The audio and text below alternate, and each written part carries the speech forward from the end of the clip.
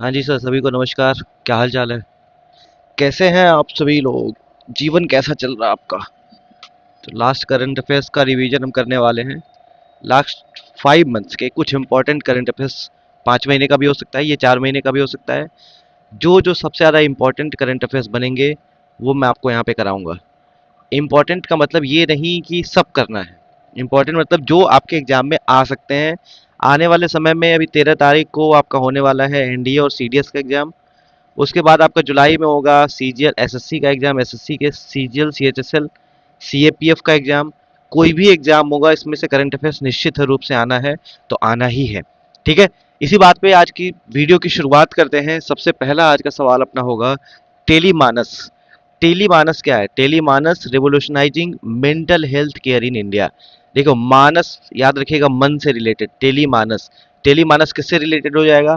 तो mental health care से related हो जाएगा। ये बात याद रहेंगे। टेलीमानस जो है वो किससे रिलेटेड होगा? तो मेंटल हेल्थ केयर से रिलेटेड होगा। देखो, एक सवाल आया हुआ है आपके एग्जाम में, ही रिसेंटली पूछा गया था जियो साइंटिस्ट में, कि टेलीमानस ऐप के बारे में बताओ कौन सा स्टेटमेंट करेक्ट है। It has been launched by ministry of home affairs government of India for safety of girl child. बिल्कुल गलत बात है। Parents of child under children under 14 years can report through this app directly to the ministry of health and family welfare government of India about nutritional deficiencies of their children. पता नहीं, नहीं ठीक है। It is a mobile app for providing support for mental health issue. ये बात बिल्कुल ठीक है, और ये भी गलत हो जाएगा। तो सीधे आंसर हो जाएगा आपका क्या आंसर? टेलीमानस ऐप। ठीक है।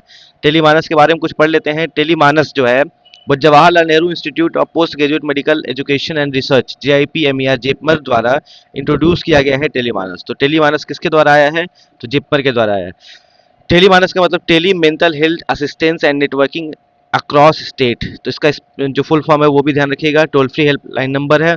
इसमें क्या होगा, 2023 में the union ministry of health and family welfare ने लॉन्च किया था इसको। टोल फ्री नंबर क्या है? 14416 Tele MANAS, covering all state and union territory, aiming to bridge the gap in access to mental health. तो 14416 आपके काम का बात हो सकता है, तो इसको याद रखिएगा। और union ministry of health and family welfare ने इसको लॉन्च किया है, ये भी याद रखिएगा। इसके अलावा टेलीमानस सीधा मतलब क्या है? मेंटल हेल्थ है। बस इतनी कहानी आप याद रखेंगे तो आपका काम हो जाएगा। अगला सवाल, इंडियन नेवी ने इम्बार्क करा है सेकेंड एडिशन ऑफ नाविक सागर परिक्रमा। नाविक सागर परिक्रमा भाई साहब, पूछा जा रहा है आपसे कि नाविक सागर परिक्रमा जो है वो क्या है। तो याद रखिएगा, इंडियन नेवी ने अनाउंस किया है second women circumnavigation expedition on and unveil the expedition logo. कुल कहानी मतलब ये है कि Indian navy women officers lieutenant commander क्या नाम है, रूपा ए, और लेफ्टिनेंट कमांडर दिलना के, इन्होंने क्या करा है? इम्बार्क करा है। इस बात को आपको ध्यान रखना चाहिए, इसको याद रखिएगा आप। ठीक है, तो ये दोनों नाम याद रखिएगा। आईएनएसवी तारिणी, इसके पहले भी एग्जाम में सवाल बन चुका है, 2016, 17 में, 18 में सीडीएस का एग्जाम है। आईएनएसवी तारिणी। तो इसका सही आंसर बताओ क्या हो जाएगा? तो इसका सही आंसर हो जाएगा डरबन पोर्ट। अच्छा, ये याद रखिएगा, फ्री मेंटल, लाइटलन, पोर्ट स्टेनले, ये सब कहाँ पड़ता है? तो ये भी कहानी जो है आपको क्लियर होना चाहिए। तो बताइए सर, ये सारे पोर्ट्स जो है कमेंट सेक्शन में आप लिख सकते हैं कहाँ पड़ता है। सारे पोर्ट्स जो है वो कहाँ पड़ते हैं, ये आप बता सकते हैं। बताइए, बता पाएंगे? हाँ जी। कोई दिक्कत किसी को? कोई समस्या? तो चलिए अगला बढ़ते हैं अपने सवाल पर। अपना सवाल, चलो कुछ चीजें भी ध्यान रखते चलते हैं इसको। आईएनएसवी तारिणी क्या है? तो आईएनएसवी तारिणी याद रखिएगा, क्या इंडियन नेवी का क्या है? नाविक सागर परिक्रमा एक्सपीडिशन में आईएनएसवी तारिणी ने ऑन बोर्ड करा है नाविक सागर परिक्रमा 2, ऑन बोर्डिंग आईएनएसवी तारिणी। ठीक है। यहीं पर आता है sir point Nemo. INSV Tarini को कहाँ पर ऑन बोर्ड करा गया है? तो पॉइंट नेमो में। और पॉइंट नेमो, और एग्जाम में पूछा जाएगा पॉइंट नेमो क्या है, तो ये पैसिफिक ओशन में एक जगह का नाम है। पैसिफिक ओशन में एक जगह का नाम है। पैसिफिक ओशन का शेप कैसा होता है सर? तो पैसिफिक ओशन का जो शेप होता है, पैसिफिक ओशन का जो शेप होता है वो क्या होता है? तो वो होता है सर्कुलर। तो ये भी कहानी आपको पता होना चाहिए। ठीक है। आगे, अब देखिए आगे। आगे क्या हो रहा है? आगे ये कह रहा है कि बताइए, पॉइंट नेमो जो है वो नॉर्दर्न मोस्ट पॉइंट होगा कि नहीं होगा? तो याद रखिएगा, पॉइंट नेमो जो है, point Nemo northern most point of earth नहीं है। ठीक है, point Nemo is not the northern most point of earth. ये बात आप ध्यान रखिएगा, छपेगा सवाल, northern most point of earth. ठीक है, तो ये कहानी भी आपको क्लियर होना चाहिए। तो इस तरह से दूसरा सवाल भी आपका क्लियर हो गया। अगला सवाल है आपसे, इंडिया कंडक्ट किया है first ever Ganges river dolphin tagging in Assam. यानी कुल मिला कहने का मतलब ये है कि गंगा रिवर डॉल्फिन को कहाँ पर टैग किया गया है, तो असम में किया गया है। असम में हाल ही में बताइए कौन सा 8वां नेशनल पार्क बनाया गया है, तो 8वां नेशनल पार्क हो जाएगा क्या, शिखना, शिखना ज्वालाओ, ज्वालाओ नेशनल पार्क। शिखना ज्वालाओ नेशनल पार्क जो है उसको क्या बनाया गया है, 8वां नेशनल पार्क बनाया गया है, कहाँ पर, असम में। ये भी कहानी आपको पता होना चाहिए। चलिए इंडिया का कुछ और कहानी सुन लेते हैं। इंडिया का देखो, ये गैंगीज रिवर डॉल्फिन जो है वो हमेशा चर्चा में रहा है और एग्जाम में आया हुआ सवाल है, इसलिए याद रखिएगा, ये अच्छा थीम बन सकता है। पूछ रहा है कि national aquatic animal of India कौन है, तो इसका सही आंसर क्या हो जाएगा, तो आप जानते ही हैं। ठीक है। मेरा सवाल आपसे ये है कि इंडिया का पहला ग्लास ब्रिज जो है, इंडिया का फर्स्ट ग्लास ब्रिज, इंडिया का फर्स्ट ग्लास ब्रिज जो है वो कहाँ पर इनॉग्रेट किया गया है, तो याद रखिएगा कन्याकुमारी में, कन्याकुमारी।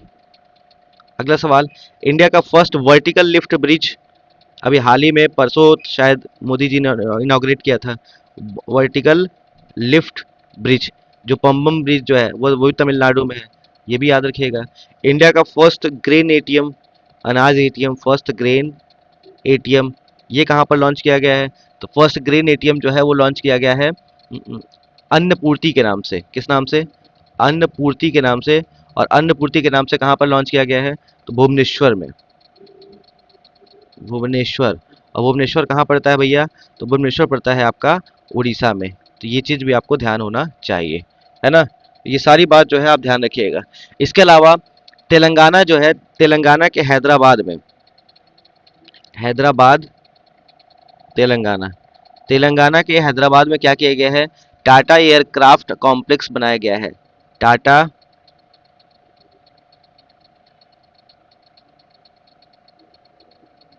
Aircraft complex. और टाटा एयरक्राफ्ट कॉम्प्लेक्स जो है वो क्या है, तो इंडिया का first private military aircraft factory, military aircraft factory, बहुत इंपॉर्टेंट है, इस बात को ध्यान रखिएगा, है ना। हैदराबाद के तेलंगाना में, तेलंगाना के हैदराबाद में क्या बनाया गया है, टाटा एयरक्राफ्ट कॉम्प्लेक्स बनाया गया है। और टाटा एयरक्राफ्ट कॉम्प्लेक्स क्या है, इंडिया का पहला प्राइवेट मिलिट्री एयरक्राफ्ट कंपनी है। ठीक है, तो यहाँ से आप 1 2 3 4 5 5 न्यूज आपने कवर किया, ये छठा न्यूज हो गया और ये 7वां न्यूज हो गया। ठीक है, तो ये भी कहानी जो है आप ध्यान रखिएगा। अगला सवाल जो है मेट्स स्कीम के बारे में पूछा जा रहा है। मेट्स स्कीम, मेट्स स्कीम क्या है, new opportunity for Indians to work in Australia from December. ठीक है, ऑस्ट्रेलिया के बारे में। अच्छा चलो, अब बताओ वॉलेस लाइन यहाँ से आता है, वॉलेस लाइन, वॉलेस लाइन कौन सा लाइन है, तो ये एशिया और ऑस्ट्रेलिया को अलग करने वाला लाइन है। एशिया और ऑस्ट्रेलिया, इन दोनों को अलग करने वाला लाइन को क्या बोला जाता है, इसको बोला जाता है वॉलेस लाइन। ये भी बात आप ध्यान रखिएगा। ठीक है भैया, क्लियर है। चलो अब मेट्स स्कीम के बारे में पढ़ना है। This programme is design to attract young talent from India to fill key roles in sector like health care, hospitality, technology, construction and trades which have been facing labour shortage. ठीक है, तो mats scheme के बारे में पढ़ लेते हैं। देखो मेट्स का फुल फॉर्म क्या होता है ये भी याद रखिएगा, mobility arrangement for talented early professional scheme, mobility arrangement for talented early professionals scheme, इसको मेट्स बोला जाता है।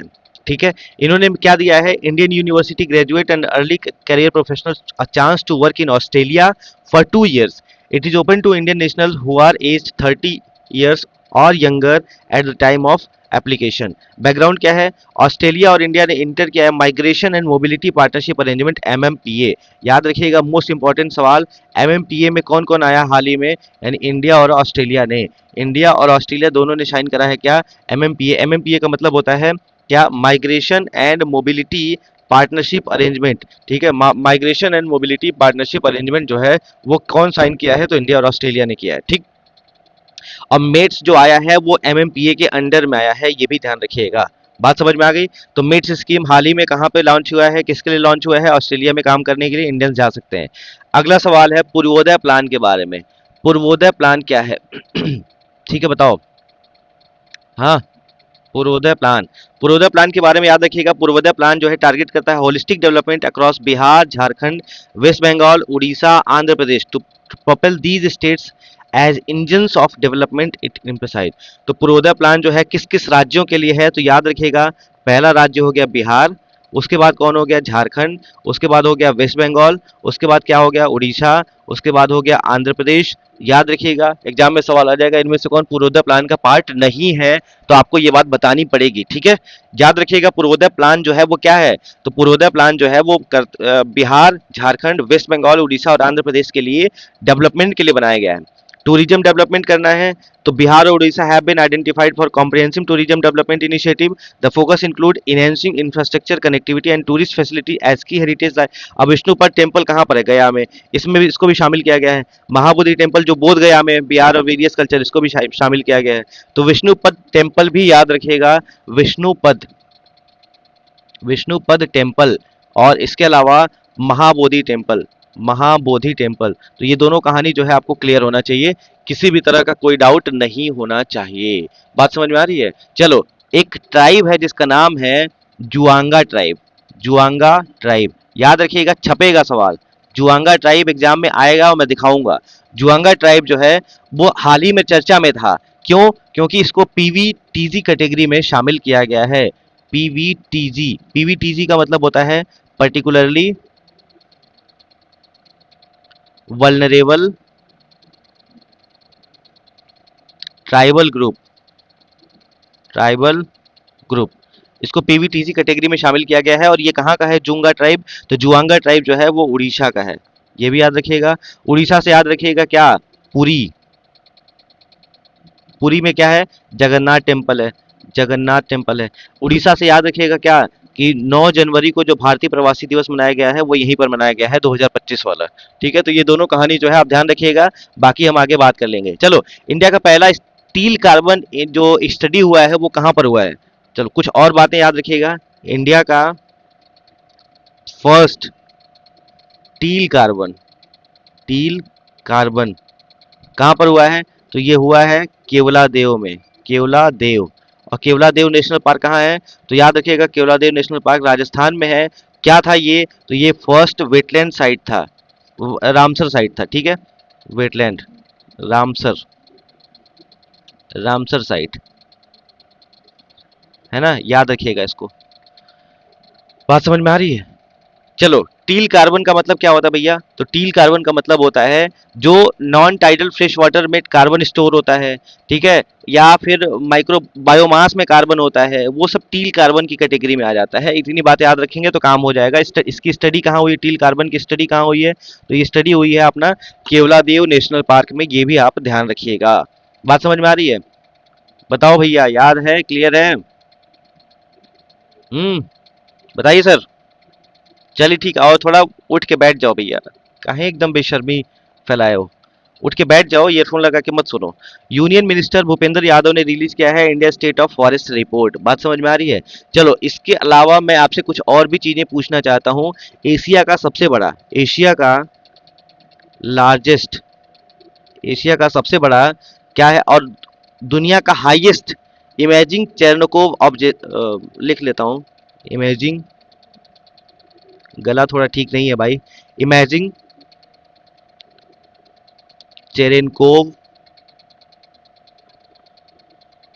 ऑब्जर्वेटरी कहाँ पर इसको बनाया गया है, तो याद रखिएगा इसको हेनले में बनाया गया है। हेनले कहाँ पड़ता है, तो हेनले पड़ता है आपका लद्दाख में, ये भी ध्यान रखिएगा, ठीक है। बात समझ में आ गई। चलो, दूसरा, इंडिया का फर्स्ट डिमॉन्स्ट्रेशन, इंडिया का फर्स्ट डिमॉन्स्ट्रेशन फैसिलिटी, ठीक है, फॉर बायोपॉलीमर्स, उसको इनॉग्रेट किया गया है कहाँ पर, पुणे में। तो ये दोनों कहानी जो है आप ध्यान रखिएगा, ठीक है। अब आया है Indian state of forest report, तो इसके बारे में क्यों नहीं पढ़ना चाहिए, सबसे इंपॉर्टेंट यही है। तो देखिए, सबसे पहली बात, जिसके पास लार्जेस्ट फॉरेस्ट कवर है उसमें सबसे पहले नाम मध्य प्रदेश, अरुणाचल प्रदेश, महाराष्ट्र। तीन चीजें याद रखिएगा। एरिया वाइज सबसे पहले एरिया की बात कर लीजिए, मैं यहाँ पे लिख देता हूँ, एरिया की बात कर लीजिए। तो एरिया में सबसे पहले पे मध्य प्रदेश, उसके बाद अरुणाचल प्रदेश, और अरुणाचल प्रदेश के बाद कौन है? महाराष्ट्र है। परसेंटेज वाइज देख लीजिए, तो परसेंटेज वाइज में सबसे ज़्यादा लक्षद्वीप, मिजोरम और फिर अंडमान निकोबार, जिसकी राजधानी है श्री विजयपुरम। यहाँ पर एयरपोर्ट है, सावरकर एयरपोर्ट। ठीक है, तो दो चीज़ें याद हो गई। एरिया वाइज कौन है? मध्य प्रदेश, उसके बाद अरुणाचल प्रदेश, फिर महाराष्ट्र। और परसेंटेज वाइज यहाँ पे भी लिखा हुआ है मध्य प्रदेश, अरुणाचल प्रदेश, महाराष्ट्र, और परसेंट लक्षद्वीप, मिजोरम और अंडमान निकोबार। क्लियर है मामला? बोलो भाई। अब आता है लार्जेस्ट जो है फॉरेस्ट और ट्री कवर की हमने बात कर ली। अब ट्री कवर में पूछ लिया जाए, फॉरेस्ट कवर में पूछ लिया जाए। फॉरेस्ट कवर में मध्य प्रदेश, अरुणाचल प्रदेश और छत्तीसगढ़। लेकिन अगर ट्री कवर पूछा जाए तो महाराष्ट्र, राजस्थान और उत्तर प्रदेश। तो ये दोनों बात ध्यान रखिएगा। महाराष्ट्र, राजस्थान और उत्तर प्रदेश जो है, और ये किस में है? ट्री कवर में है। लेकिन फॉरेस्ट कवर की बात कर लें तो मध्य प्रदेश, अरुणाचल प्रदेश और छत्तीसगढ़। ये सब मत याद करिएगा, इसको भी मत नहीं, इसको भी नहीं, लेकिन ये जरूर याद करिएगा, फॉरेस्ट और tree cover Madhya Pradesh, Arunachal Pradesh, Maharashtra. Percentage wise में लक्षद्वीप, मिजोरम और अंडमान निकोबार। ठीक है भैया, बात समझ में आ गई? ये बाइएनियली आता है, रिपोर्ट जो है वो हर साल नहीं आता है, 2 साल में एक बार आता है। और फॉरेस्ट सर्वे ऑफ इंडिया इसको पब्लिश करता है। और फॉरेस्ट सर्वे ऑफ इंडिया कहाँ पर है? उत्तराखंड में है, ये भी ध्यान रखिएगा। बात समझ में आ रही है कि नहीं आ रही, बताओ। आपसे पूछा जाएगा पूरे इंडिया के ज्योग्राफिकल में कितने परसेंट पे फॉरेस्ट और ट्री है, तो 25%। याद रखिएगा, 1/4। ये भी कहानी आपको क्लियर होना चाहिए। इसके अलावा अभी कुछ भी मत याद करिएगा, इतना रिवीजन कर लीजिए जिससे आपका काम जो है बन जाए। अब आ रहा सवाल कि बताइए, state of forest report consider the following statement. Statement consider करना है, ठीक है। In terms of percentage of forest cover with respect to geographical area, Lakshadweep has the highest forest. अभी देखा है हमने कि फॉरेस्ट कवर में कौन था? फॉरेस्ट कवर में एरिया वाइज मध्य प्रदेश ज्यादा था। इसमें क्या पूछ रहा है? अच्छा, परसेंटेज ऑफ फॉरेस्ट कवर, तो परसेंटेज वाइज कौन है? लक्षद्वीप ज्यादा है, बिल्कुल ठीक बात है। यानी ये स्टेटमेंट जो है वो क्या हो जाएगा? सही हो जाएगा। According to the report, Chhattisgarh is showing maximum increase in forest and tree cover. अब देखो, फॉरेस्ट एंड ट्री कवर में सबसे ज्यादा कौन दिखा रहा है ग्रोथ? बताओ, सबसे ज्यादा किसका हो रहा है? छत्तीसगढ़ का कहीं इसमें नाम नहीं है, इसलिए ये स्टेटमेंट जो हो जाएगा क्या हो जाएगा? गलत हो जाएगा। ठीक है भैया, चलिए अगला। The state showing maximum increase in forest coverage, Madhya Pradesh. Forest cover की बात कर रहा है, और फॉरेस्ट कवर में ये है, फॉरेस्ट कवर में कौन है? मध्य प्रदेश है, बिल्कुल ठीक बात है। यानी ये दोनों स्टेटमेंट जो है सही हो जाएगा। उसके बाद देखिए, area wise largest forest and tree cover in Mizoram. Largest forest and tree, forest और ट्री में एरिया वाइज पे कौन है? तो मध्य प्रदेश है, ये भी याद रखिएगा। यानी ये भी गलत हो जाएगा। तो कह रहा है कि बताइए कौन कौन सा सही है, कौन कौन सा गलत है, तो समझ में आ गया होगा। तो ये कहानी जो है आपकी क्लियर हो जाएगी। आईएफएसआर रिपोर्ट इंपॉर्टेंट है, ध्यान रखिएगा। अगला सवाल आपसे क्या पूछा जा रहा है?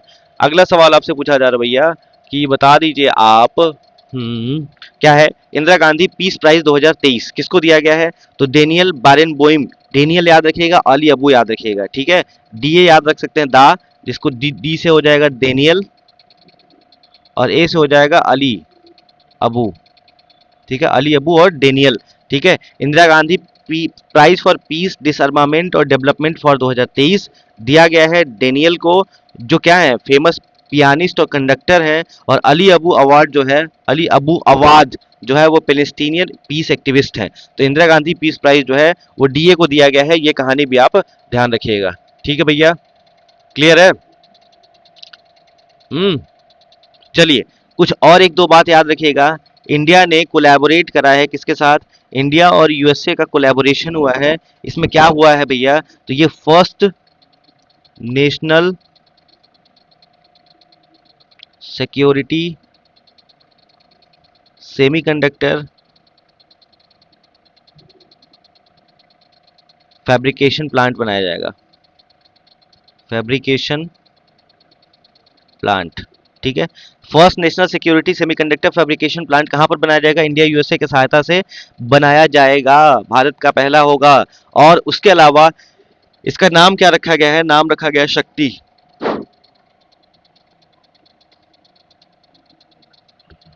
इस बात को ध्यान रखिएगा, शक्ति इसका नाम रखा गया है। ठीक है, क्लियर है बात? चलिए, कुछ और एक दो चीज याद रखिएगा। टडोबा टाइगर रिजर्व कहाँ है? टडोबा टाइगर रिजर्व कहाँ है? तो ये पड़ता है आपका महाराष्ट्र में। ठीक है, उसके बाद नंजारण्य बर्ड सेंचुरी कहाँ है? तो ये पड़ेगा आपका तमिलनाडु में।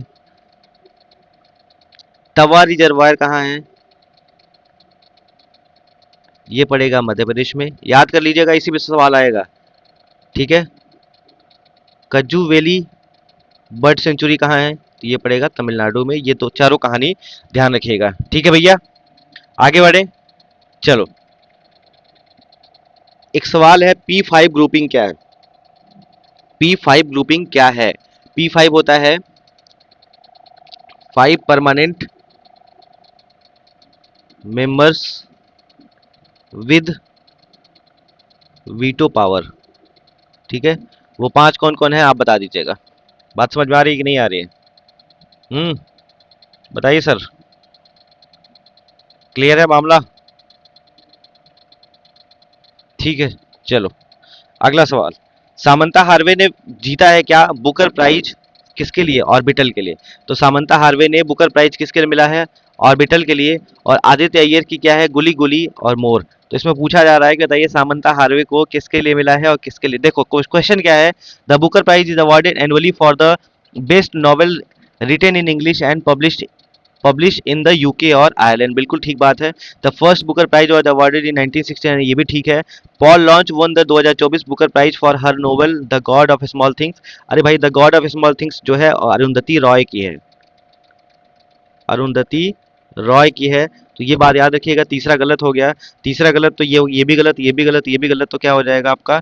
ए आंसर सही हो जाएगा। आपको कुछ नहीं पता था, ये भी अगर पता रहा होता ना तो आप कर ले गए होते। The Booker prize foundation also awards the international Booker prize for works translated into English. बिल्कुल ठीक बात है। यानी ये सब कहानी याद रखिएगा। सामंता हार्वे ने बुकर प्राइज जीता है किसके लिए? ऑर्बिटल के लिए। कहानी यहीं पर क्लियर होना चाहिए। ठीक है, चलो पिनाका के बारे में बात कर लेते हैं। पिनाका क्या है? पिनाका क्या है? तो ये मल्टी बैरल रॉकेट लॉन्चर है। क्या है ये? Multi barrel rocket launcher.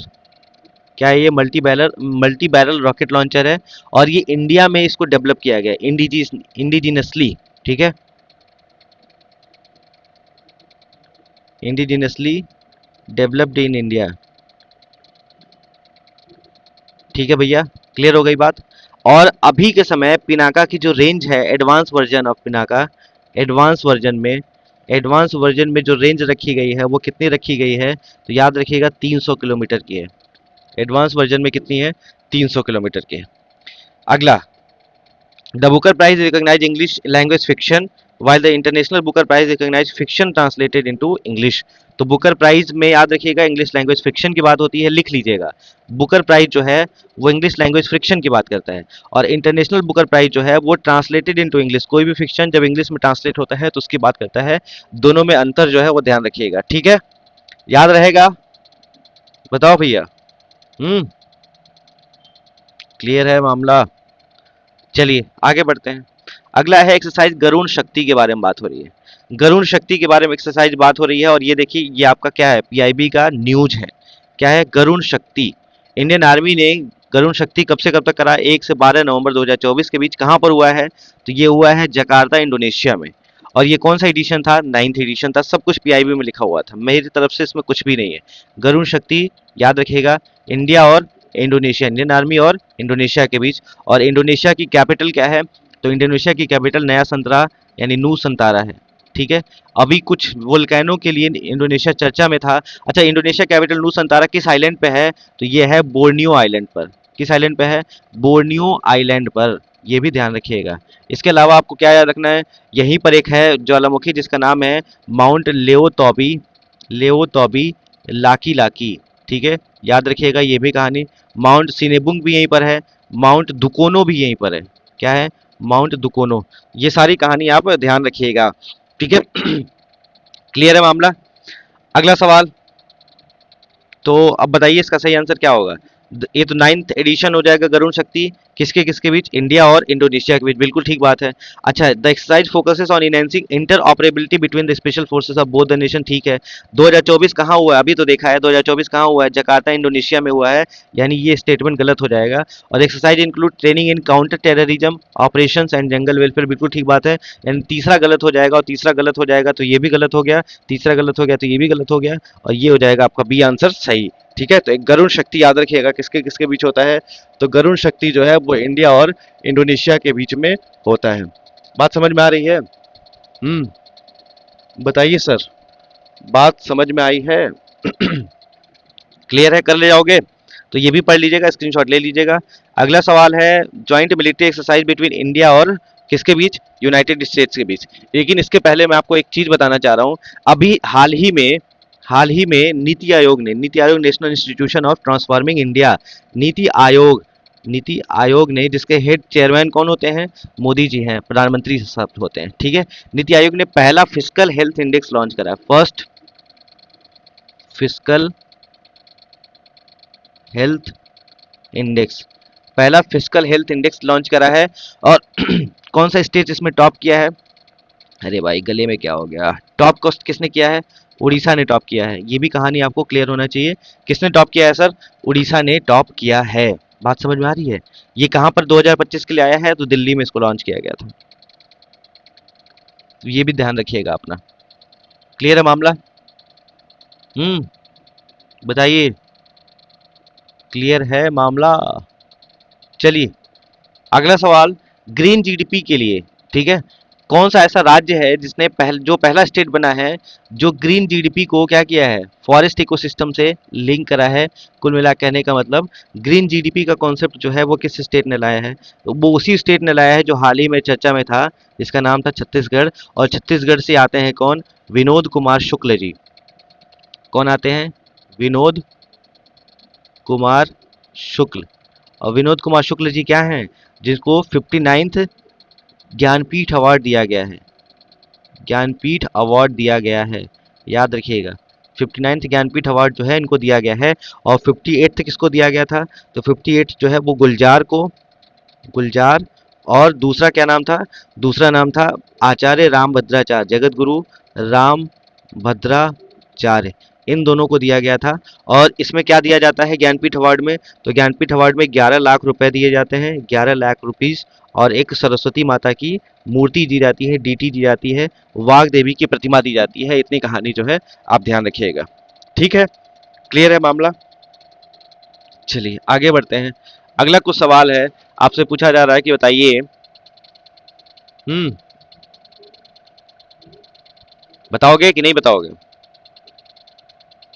बताओ सर, क्लियर है मामला कि नहीं क्लियर है? जल्दी, अरे उठ जाओ यार, एनर्जी में रहो भाई साहब। इतना स्लो रहोगे तो कैसे काम चलेगा? चलिए कुछ और सवाल है जो आपसे पूछा जा सकता है, मैं आपको यहाँ पे बताना चाहता हूँ। इंडियन एयरफोर्स ने वर्ल्ड स्पेस अवार्ड किसको दिया है? World space award, Indian air force ने वर्ल्ड स्पेस अवार्ड जो है वो किसको दिया है? चंद्रयान 3 मिशन के लिए दिया गया है। चंद्रयान 3 मिशन के लिए दिया गया है। और चंद्रयान 3 मिशन के लिए किसको दिया गया है? तो एस सोमनाथ भाई साहब को दिया गया है। एस सोमनाथ को दिया गया है। एस सोमनाथ क्या थे? इसरो के पहले, अभी इसके पहले चेयरमैन थे। इसरो के इस समय चेयरमैन कौन है? ISRO, Indian space research organisation, V Narayanan. V Narayanan, ठीक है। इसरो कब बना था? तो याद रखिएगा 15 अगस्त 1969 को बना था। इसरो जो है इसरो जो है, इसरो हेडक्वार्टर कहाँ है? बेंगलुरु में है, याद रखिएगा। इसके अलावा बेंगलुरु से एक चीज याद आ रहा है, गूगल ने, गूगल इंडिया ने सब लार्जेस्ट कैंपस खोला है कहाँ पर? बेंगलुरु में। और किस नाम से खोला है? तो ये अनंत के नाम से खोला है, अनंता। अनंता मानी नहीं, है ना? अनंत, ANANT, क्या हो रहा है?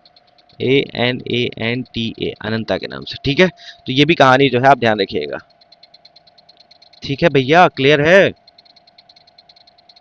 चलिए अगला सवाल अब आ रहा है क्या, कि यूनाइटेड स्टेट और इंडिया से रिलेटेड। तो यूएस से रिलेटेड कहानी याद रखिएगा। इसमें प्रेसिडेंट कौन है? तो डोनाल्ड ट्रंप। डोनाल्ड ट्रंप जो है वो क्या है? तो डोनाल्ड ट्रंप जो है वो क्या है इस समय? प्रेसिडेंट है अमेरिका के, president of India in America. Wow, president of India in America. Trump भी नहीं लिख रहा है ये पेन मेरा, ठीक है। चलो अब जो है इसको, अभी हाल ही में यूनाइटेड स्टेट ने एक नेशनल बर्ड अपना डिक्लेयर किया, नेशनल बर्ड डिक्लेयर किया। क्या नाम है उसका? तो उसका नाम है विजडम। उसका नाम क्या रखा गया है? विजडम। क्या है? एक एक है ये लायसन एल्बेट्रॉस, ये कहानी याद रखिएगा। इसके अलावा जो है आपसे कुछ भी नहीं जानना जरूरी है। इसके अलावा कुछ और इंपॉर्टेंट बात, एक दो पॉइंट और याद रखिएगा, फिर इस क्वेश्चन पे आते हैं। सवाल आपसे ये है कि सूर्यबाला को 34th व्यास सम्मान दिया गया। व्यास सम्मान दिया गया है किसके लिए? एक मिनट रुकना। ठीक है, तो 34th व्यास सम्मान जो है वो सूर्यबाला को दिया गया है किसके लिए? कौन देश के वासी। ठीक है, किसके लिए दिया गया है? कौन देश, कौन देश को वासी, कौन देश को वासी, वासी वेणु की डायरी, वेणु की डायरी। ठीक है, तो ये बात ध्यान रखिएगा कि सूर्यबाला को 34th व्यास सम्मान जो है कौन देश के वासी वेणु की डायरी के लिए दिया गया है। बात समझ में आ रही है? तो इतनी कहानी जो है आप क्लियर रखिएगा, बाकी सारी चीजें तो मैं आपको बताता रहूंगा। चलो आते हैं अपने सवाल पर। सवाल ये है कि युद्ध अभ्यास जो है यूनाइटेड स्टेट्स और युद्ध अभ्यास स्कोप इंडिया, ये सब जो होता है यूनाइटेड स्टेट के बीच में होता है। तो एनुअल ज्वाइंट मिलिट्री एक्सरसाइज है, इंडियन आर्मी और यूएस आर्मी के बीच होता है। वज्र प्रहार के बारे में बात कर रहा है। Focuses on joint training of special forces from both nations. The exercise are part of Indo-US Logistic Exchange Memorandum of Agreement (LEMOA). The 2023 edition of युद्ध अभ्यास was conducted in Arctic region for the first time. इसमें सही answer क्या होगा? तो यहाँ पे देखिए कुछ चीजें मैं आपको बताना चाह रहा हूँ। लेमोआ का फुल फॉर्म याद रखिएगा, क्या है? Logistic exchange memorandum of agreement. ठीक है, logistics exchange memorandum of agreement LEMOA है, जो कहाँ पर है? तो वाशिंगटन डीसी में। इंडिया और यूनाइटेड स्टेट ने साइन किया था कब? 29 अगस्त 2016 को। लेमोआ क्या करता है? लेमोआ के बारे में ये लिखा हुआ है, आप पढ़ लीजिएगा। मैं आपको बताना चाह रहा हूँ, इंडियन आर्मी कंटिजेंट ने 15वीं बार India US joint special force exercise Vajra Prahar किया है। तो एक्सरसाइज कहाँ पर हुआ है? तो 2 से 22 नवंबर के बीच में हुआ है। कहाँ पर? यूनाइटेड स्टेट्स में हुआ है। और ये कहानी जो है आपकी, ये स्टेटमेंट जो है गलत हो जाता है, क्या कि आर्कटिक रीजन में हुआ है। ठीक है, तो ये वाला जो चौथा चौथा स्टेटमेंट है वो गलत हो गया। तो कौन कौन सा बचा? तो 3 ऑप्शन सही हो जाएगा। ठीक है, तो इंडियन आर्मी ने क्या करा है? वज्र प्रहार किया है इंडिया और यूएस के बीच में। ये भी कहानी आप ध्यान रखिएगा। अब आ रहा है कि सर प्रवासी भारतीय दिवस के बारे में बता दीजिए। प्रवासी भारतीय दिवस। ठीक है, तो अच्छा चलो एक चीज और बताइएगा आप, यहीं पे इंडियन आर्मी से मुझे याद आ रहा है, मालाबार एक्सरसाइज जो है किसके किसके बीच हुआ है? मालाबार। तो मालाबार एक्सरसाइज जो है वो क्वाड कंट्रीज के बीच में होता है। और क्वाड में 4 कंट्रीज कौन कौन से आते हैं? तो एक आता है ऑस्ट्रेलिया, दूसरा आता है जापान, तीसरा आता है यूएसए, और चौथा आता है इंडिया। ठीक है, बात समझ में आ रही है? तो ये भी याद रखिएगा। चले इसी बात को बता दीजिए, चैनकाय, चैनकाय पोर्ट जो है वो कहाँ पर है, जो हाल ही में चर्चा में रहा? तो ये पड़ता है पेरू में। और पेरू कहाँ है? पेरू है साउथ अमेरिका में। पेरू कहाँ है? साउथ अमेरिका में। ठीक है, ये बात ध्यान रखेंगे आप? बताइए सर। चलिए प्रवासी भारतीय दिवस के बारे में अब बात कर लीजिए। प्रवासी भारतीय दिवस कब मनाया जाता है? तो ये मनाया जाता है 9 जनवरी को मनाया जाता है। कब से मनाया जाना शुरू हुआ था? तो महात्मा गांधी जी जब साउथ अफ्रीका से वापस आए थे 9 जनवरी 1915 को, तब से प्रवासी भारतीय दिवस मनाया जा रहा है। तब से नहीं, मतलब उसी दिन को मनाया जाता है। The nation has entered in Amrit Kal of next 25 years. Our Pravasi Bharati have a significant place in this journey. India का unique global vision and its important role in the global order will be strengthened by you. ये प्रधानमंत्री नरेंद्र मोदी जी बोलते हैं। कहाँ मनाया गया है 9 जनवरी को? तो ये मनाया गया है भुवनेश्वर उड़ीसा में। ये याद रखिएगा, भुवनेश्वर उड़ीसा में मनाया गया है। और इसका थीम क्या था? डायस्पोरास कंट्रीब्यूशन टू अ विकसित भारत। इतनी बात याद रखिएगा। बाइनेल इवेंट है, ये भी कहानी आप याद रखिएगा, और थीम बेस्ड होता है। और प्रवासी भारतीय दिवस का इवेंट कौन देखता है? तो मिनिस्ट्री ऑफ एक्सटर्नल अफेयर्स देखता है। ये भी कहानी आप क्लियर रखिएगा। तो 18वां प्रवासी भारतीय दिवस जो है वो किस, बताओ कहाँ मनाया गया है? तो भुवनेश्वर उड़ीसा में मनाया गया है। ये भी याद रखिएगा। अब ये सबसे ज्यादा इंपॉर्टेंट आपके लिए हो सकता है, सबसे ज्यादा इंपॉर्टेंट हो सकता है भाई साहब, ये भी याद रखिएगा। क्या ये आपके लिए इंपॉर्टेंट क्या हो सकता है? इंपॉर्टेंट ये हो सकता है कि सबसे ज्यादा 8 कोर इंडस्ट्रीज हमारे पास है। 8 कोर इंडस्ट्रीज में कौन कौन आता है? तो सबसे पहले याद रखिएगा आपका आता है पेट्रोलियम। पेट्रोलियम में ही आ जाता है रिफाइनरी प्रोडक्ट। पेट्रोलियम के बाद आता है दूसरा इलेक्ट्रिसिटी। इलेक्ट्रिसिटी तीसरा स्टील, चौथा कोल, पांचवा क्रूड ऑयल, छठा नेचुरल गैस, सातवां सीमेंट, आठवां फर्टिलाइजर। यही होता है। अब आपसे एग्जाम में सवाल पूछा जाएगा कि पेट्रोलियम रिफाइनरी प्रोडक्ट में सबसे ज़्यादा वेटेज किसका था, तो 28% पे पेट्रोलियम, उसके बाद इलेक्ट्रिसिटी 19%, स्टील 17%, कोल 10%, क्रूड ऑयल 8%, नेचुरल गैस 6% और सीमेंट 5.37% और फर्टिलाइजर 2.69%। आपसे पूछा जाएगा कि सबसे ज़्यादा किसका था, पेट्रोलियम का था, और सबसे कम किसका था, तो फर्टिलाइजर का था। ये दोनों कहानी जो है ध्यान रखिएगा। Index of industrial production IIP is a key indicator for measuring the growth rates in different industry group for the economy in the fix। इसके बारे में पढ़ लीजिएगा। द इंडेक्स कंपाइल कौन करता है, तो सेंट्रल स्टैटिस्टिकल ऑर्गेनाइजेशन इसको कंपाइल करता है, और करंट बेस ईयर जो हम मानते हैं वो कब का मानते हैं, 2011-12 का मानते हैं। ठीक, ये आपके लिए मोस्ट इंपॉर्टेंट स्लाइड है, इसका स्क्रीनशॉट ले लीजिएगा, क्योंकि किसी भी आने वाले किसी भी एग्जाम में आपसे पूछा जा सकता है। तो बताइए इसका सही आंसर क्या होगा, जल्दी बताइए। पूछा जा रहा है आपसे कि नोबेल प्राइज विनर्स बताइए कहाँ कहाँ से सेलेक्ट किए जाते हैं। तो कहाँ कहाँ से जब सेलेक्ट किए जाते हैं उसकी बात आ रही है, तो आप क्या बताना पसंद करेंगे, तो याद रखिएगा फिजिक्स, केमिस्ट्री और इकोनॉमिक्स। ये कौन देता है, तो ये देता है royal Swedish academy of science देता है। Nobel assembly eight Karolinska institute क्या देता है, तो मेडिकल इंस्टीट्यूट, मेडिकल साइंस या फिजियोलॉजी में देता है। ठीक है। स्वीडिश एकेडमी क्या देता है, लिटरेचर के क्षेत्र में देता है। नॉर्वेजियन नोबेल कमेटी जो है वो पीस प्राइज के लिए देता है। तो ये इंपॉर्टेंट रहेगा आपके लिए क्या, कि भैया फिजिक्स, केमिस्ट्री और इकोनॉमिक्स का कहाँ से मिलता है, तो ये royal Swedish academy for of science से मिलता है। मेडिकल साइंस कहाँ से मिलता है, तो कैरोलिंस्का इंस्टीट्यूट नोबेल असेंबली से मिलता है। लिटरेचर का स्वीडिश एकेडमी से मिलता है, और पीस प्राइज का नॉर्वेजियन नोबेल कमेटी से मिलता है। ये भी ध्यान रखिएगा। अब आ रहा है सवाल कि बताइए नोबेल प्राइज 2024 में किसको किसको दिया गया था। ठीक है, तो फिजिक्स के क्षेत्र में इनको दिया गया था, होफील्ड और हिंटन को दिया गया था। केमिस्ट्री के लिए बेकर, हैस्बिस और जंपर को दिया गया था। फिजियोलॉजी में एम्ब्रोस और रुकवन को दिया गया था। तो ये सारी कहानी जो है आप ध्यान रखिएगा।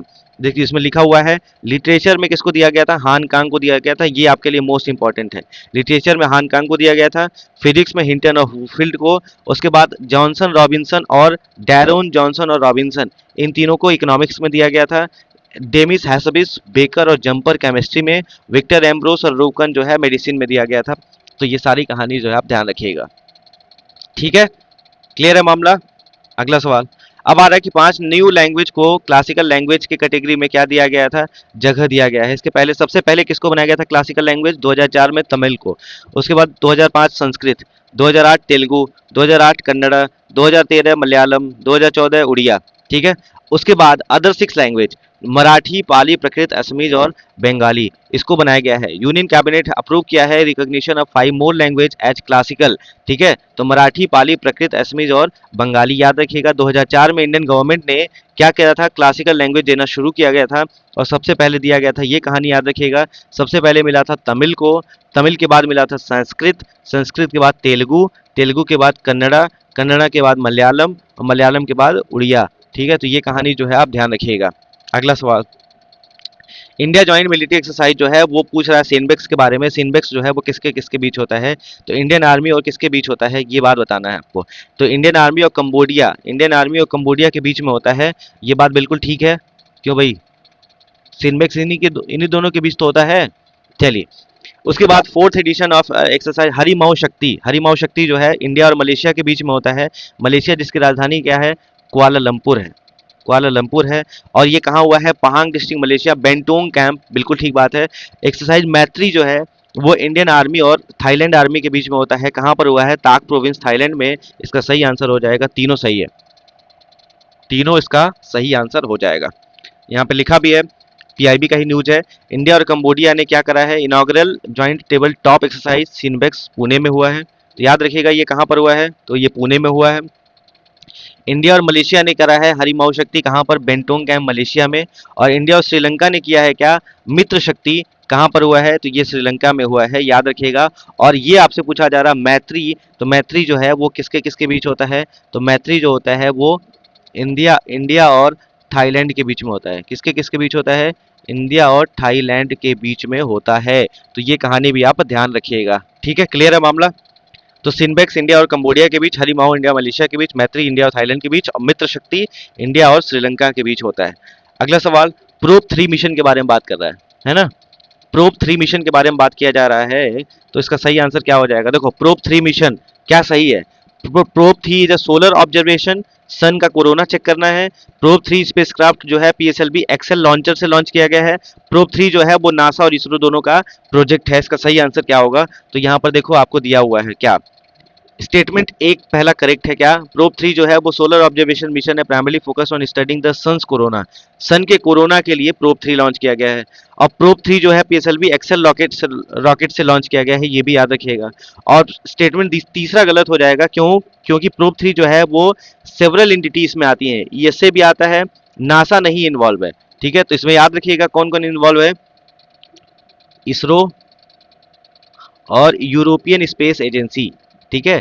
नासा का इसमें कोई काम नहीं है। तो तीसरा गलत, तो ये गलत, तो ये गलत, तो ये गलत, तो इसका सही आंसर क्या हो जाएगा, पहला हो जाएगा। तो प्रोब 3 मिशन याद रखिएगा किसके लिए है, तो ये इसरो और यूरोपियन स्पेस एजेंसी का है। उसके बाद है नासा का यूरोपा क्लिपर मिशन के बारे में बात कर रहा है।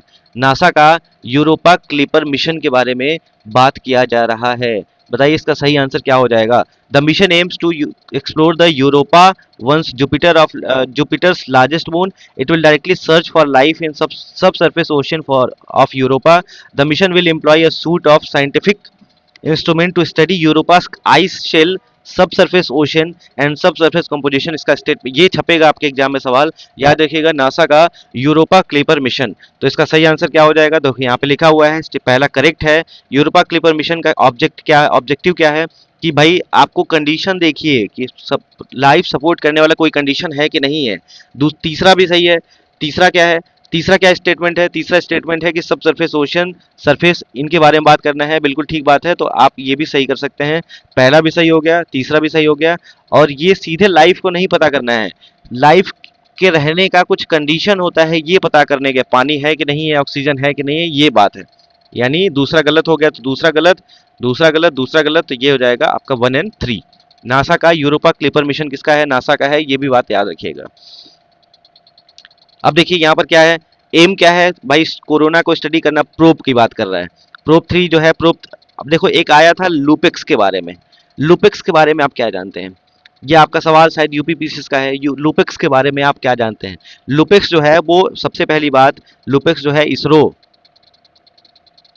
और जाक्सा के बीच में होने वाला एक्सरसाइज है।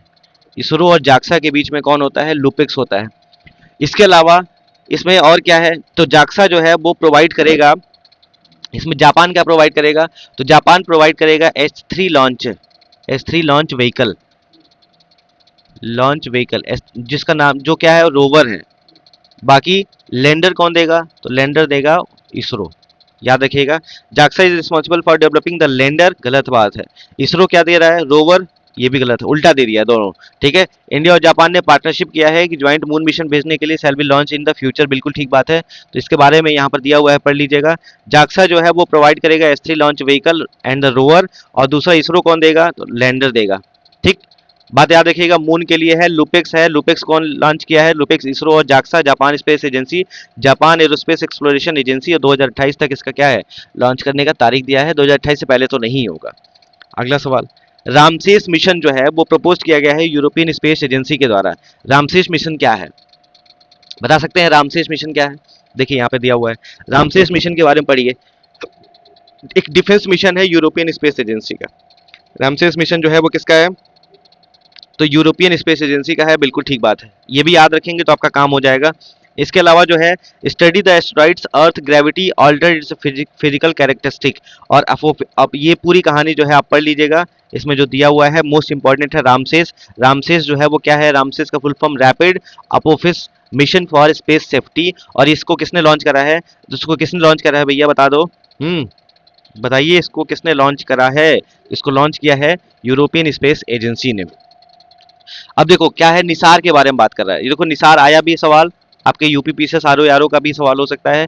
नासा और इसरो ने लॉन्च करा है क्या, निसार सेटेलाइट, ठीक है भैया। निसार के बारे में बात कर रहा है। तो देखो निसार के बारे में भी लिखा है, NASA ISRO synthetic aperture radar Nisar. Nisar जो है वो क्या है, लो अर्थ ऑर्बिट ऑब्जर्वेशन के लिए है। और इसमें सब सारी कहानी जो है दी हुई है। मिशन लाइफ 3 साल का है। तो निसार जो है इसरो और नासा के द्वारा लॉन्च किया गया था। इसमें क्या करना था, तो इसमें क्या करना था, तो ये करना, to monitor earth surface changes and major processes as ice sheet collapse and disturbances. एक बार देख लीजिएगा, सारा कहानी इसमें लिखा हुआ है क्या क्या करना है। तो ये देखो, सटल चेंजेस देखना है, इमिनेंट वोल्केनिक इरप्शन देखना है, आई शीट मेल्ट हो रही है वो ट्रैक करना है, ये सारी कहानी है। आप इसको देख लीजिएगा, आपका सही आंसर क्लियर हो जाएगा। ये आज के लिए सबसे इंपॉर्टेंट सवाल हो सकता है। इंडिया ने रिसेंटली अचीव किया है milestone of 200 gigawatt renewable energy capacity. तो आपसे पूछा जा रहा है कि करेक्ट आर्डर क्या होगा, सबसे ज्यादा कौन एनर्जी देता है। तो सबसे ज्यादा कौन देता है, देखो यहाँ पे लिखा हुआ है सबसे ज्यादा किसका है, सोलर का पार्ट है 45%। तो सबसे पहले आ जाएगा सोलर। उसके बाद कौन है 46, नहीं नहीं रुक जाओ 47.5। यानी सबसे पहले कौन आएगा, तो विंड एनर्जी आएगा। तो विंड एनर्जी मतलब दूसरा आएगा, दूसरा सबसे पहले आएगा। 47 के बाद 46 पे हाइड्रो है, तो यानी उसके बाद हाइड्रो आ जाएगा। हाइड्रो कहाँ है, इसमें है 4। ठीक है, 2 4 स्मॉल हाइड्रो नहीं। ठीक है, एक बार ध्यान दे दीजिएगा कि भाई इसमें पूछा जा रहा है कि बताइए कौन सा ऐसा सेक्टर है जो हाईएस्ट टू लोएस्ट कंट्रीब्यूशन करता है। सबसे कम किसका हो गया है, स्मॉल हाइड्रो पावर का हो गया है। यानी ये तो 4 वाला लास्ट में आएगा, 4 लास्ट में आएगा तो ये नहीं होगा। ठीक, सबसे पहले कौन आता है, सबसे पहले आता है आपका विंड। विंड के बाद आता है हाइड्रो। हाइड्रो के बाद आता है सोलर। सोलर के बाद आता है आपका बायो। और बायो के बाद आता है स्मॉल हाइड्रो। Small hydro. तो wind hydro solar. Wind, hydro है नहीं, सोलर। 2 के बाद 1, 2 के बाद 1 कहाँ है, ये वाला ऑप्शन सही हो जाएगा। ठीक है, तो याद रखिएगा इसको, मोस्ट इंपॉर्टेंट चीज हो सकता है। सबसे ज्यादा एनर्जी, रिन्यूएबल एनर्जी हम कहाँ से लेते हैं, तो सबसे ज्यादा भैया हम लेते हैं कहाँ से, तो हम लेते हैं सबसे ज्यादा विंड से, उसके बाद हाइड्रो से, फिर सोलर से, फिर बायो से, फिर स्मॉल हाइड्रो से। ठीक, अगला, with signing the host country agreement, BIMSTEC takes the final step towards establishment of BIMSTEC Energy Center। सवाल ये है कि भाई बिम्स्टेक एनर्जी सेंटर तो बन गया, अब हमसे सवाल क्या पूछा जाएगा कि not a member of bay of Bengal initiative for multi sectoral technical and economic cooperation. BIMSTEC का फुल फॉर्म, बैंकिंग हो, एसएससी हो, सारे एग्जाम के लिए इंपॉर्टेंट है क्या, bay of Bengal initiatives for multi sectoral technical and economic cooperation. बात समझ में आ रही है, इसमें कौन सा मेंबर नहीं है, तो देखो बिम्स्टेक के बारे में मैंने लिख लिया, 7 मेंबर कंट्रीज हैं, बांग्लादेश, भूटान, इंडिया, म्यांमार, नेपाल, श्रीलंका और थाईलैंड। और इसमें क्या दिया हुआ है, पाकिस्तान दिया हुआ, पाकिस्तान इसका मेंबर नहीं होता है। और ये कब लॉन्च हुआ था, 1997 में, बैंकॉक डिक्लेरेशन इससे रिलेटेड है।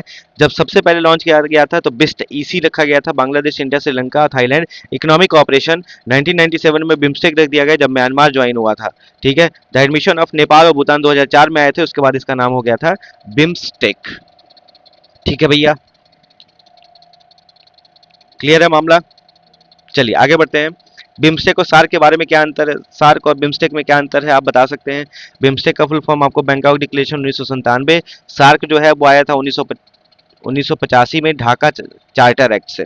ठीक है, इसमें कौन कौन से मेंबर आते हैं, इसमें कितने आते हैं, इसमें 7 हैं, तो इसमें भैया 10 हैं, एक बार देख लीजिएगा। और ये कहानी जो है आप पढ़ लीजिएगा, इसका ढाका में है, बिम्स्टेक ढाका में है, और सार्क जो है वो काठमांडू नेपाल में है। इन दोनों में अंतर जो है वो आप क्लियर कर लीजिएगा। ग्लोबल हंगर इंडेक्स की बात हो रही है, इसमें इंडिया का रैंक कितना है, 105 है।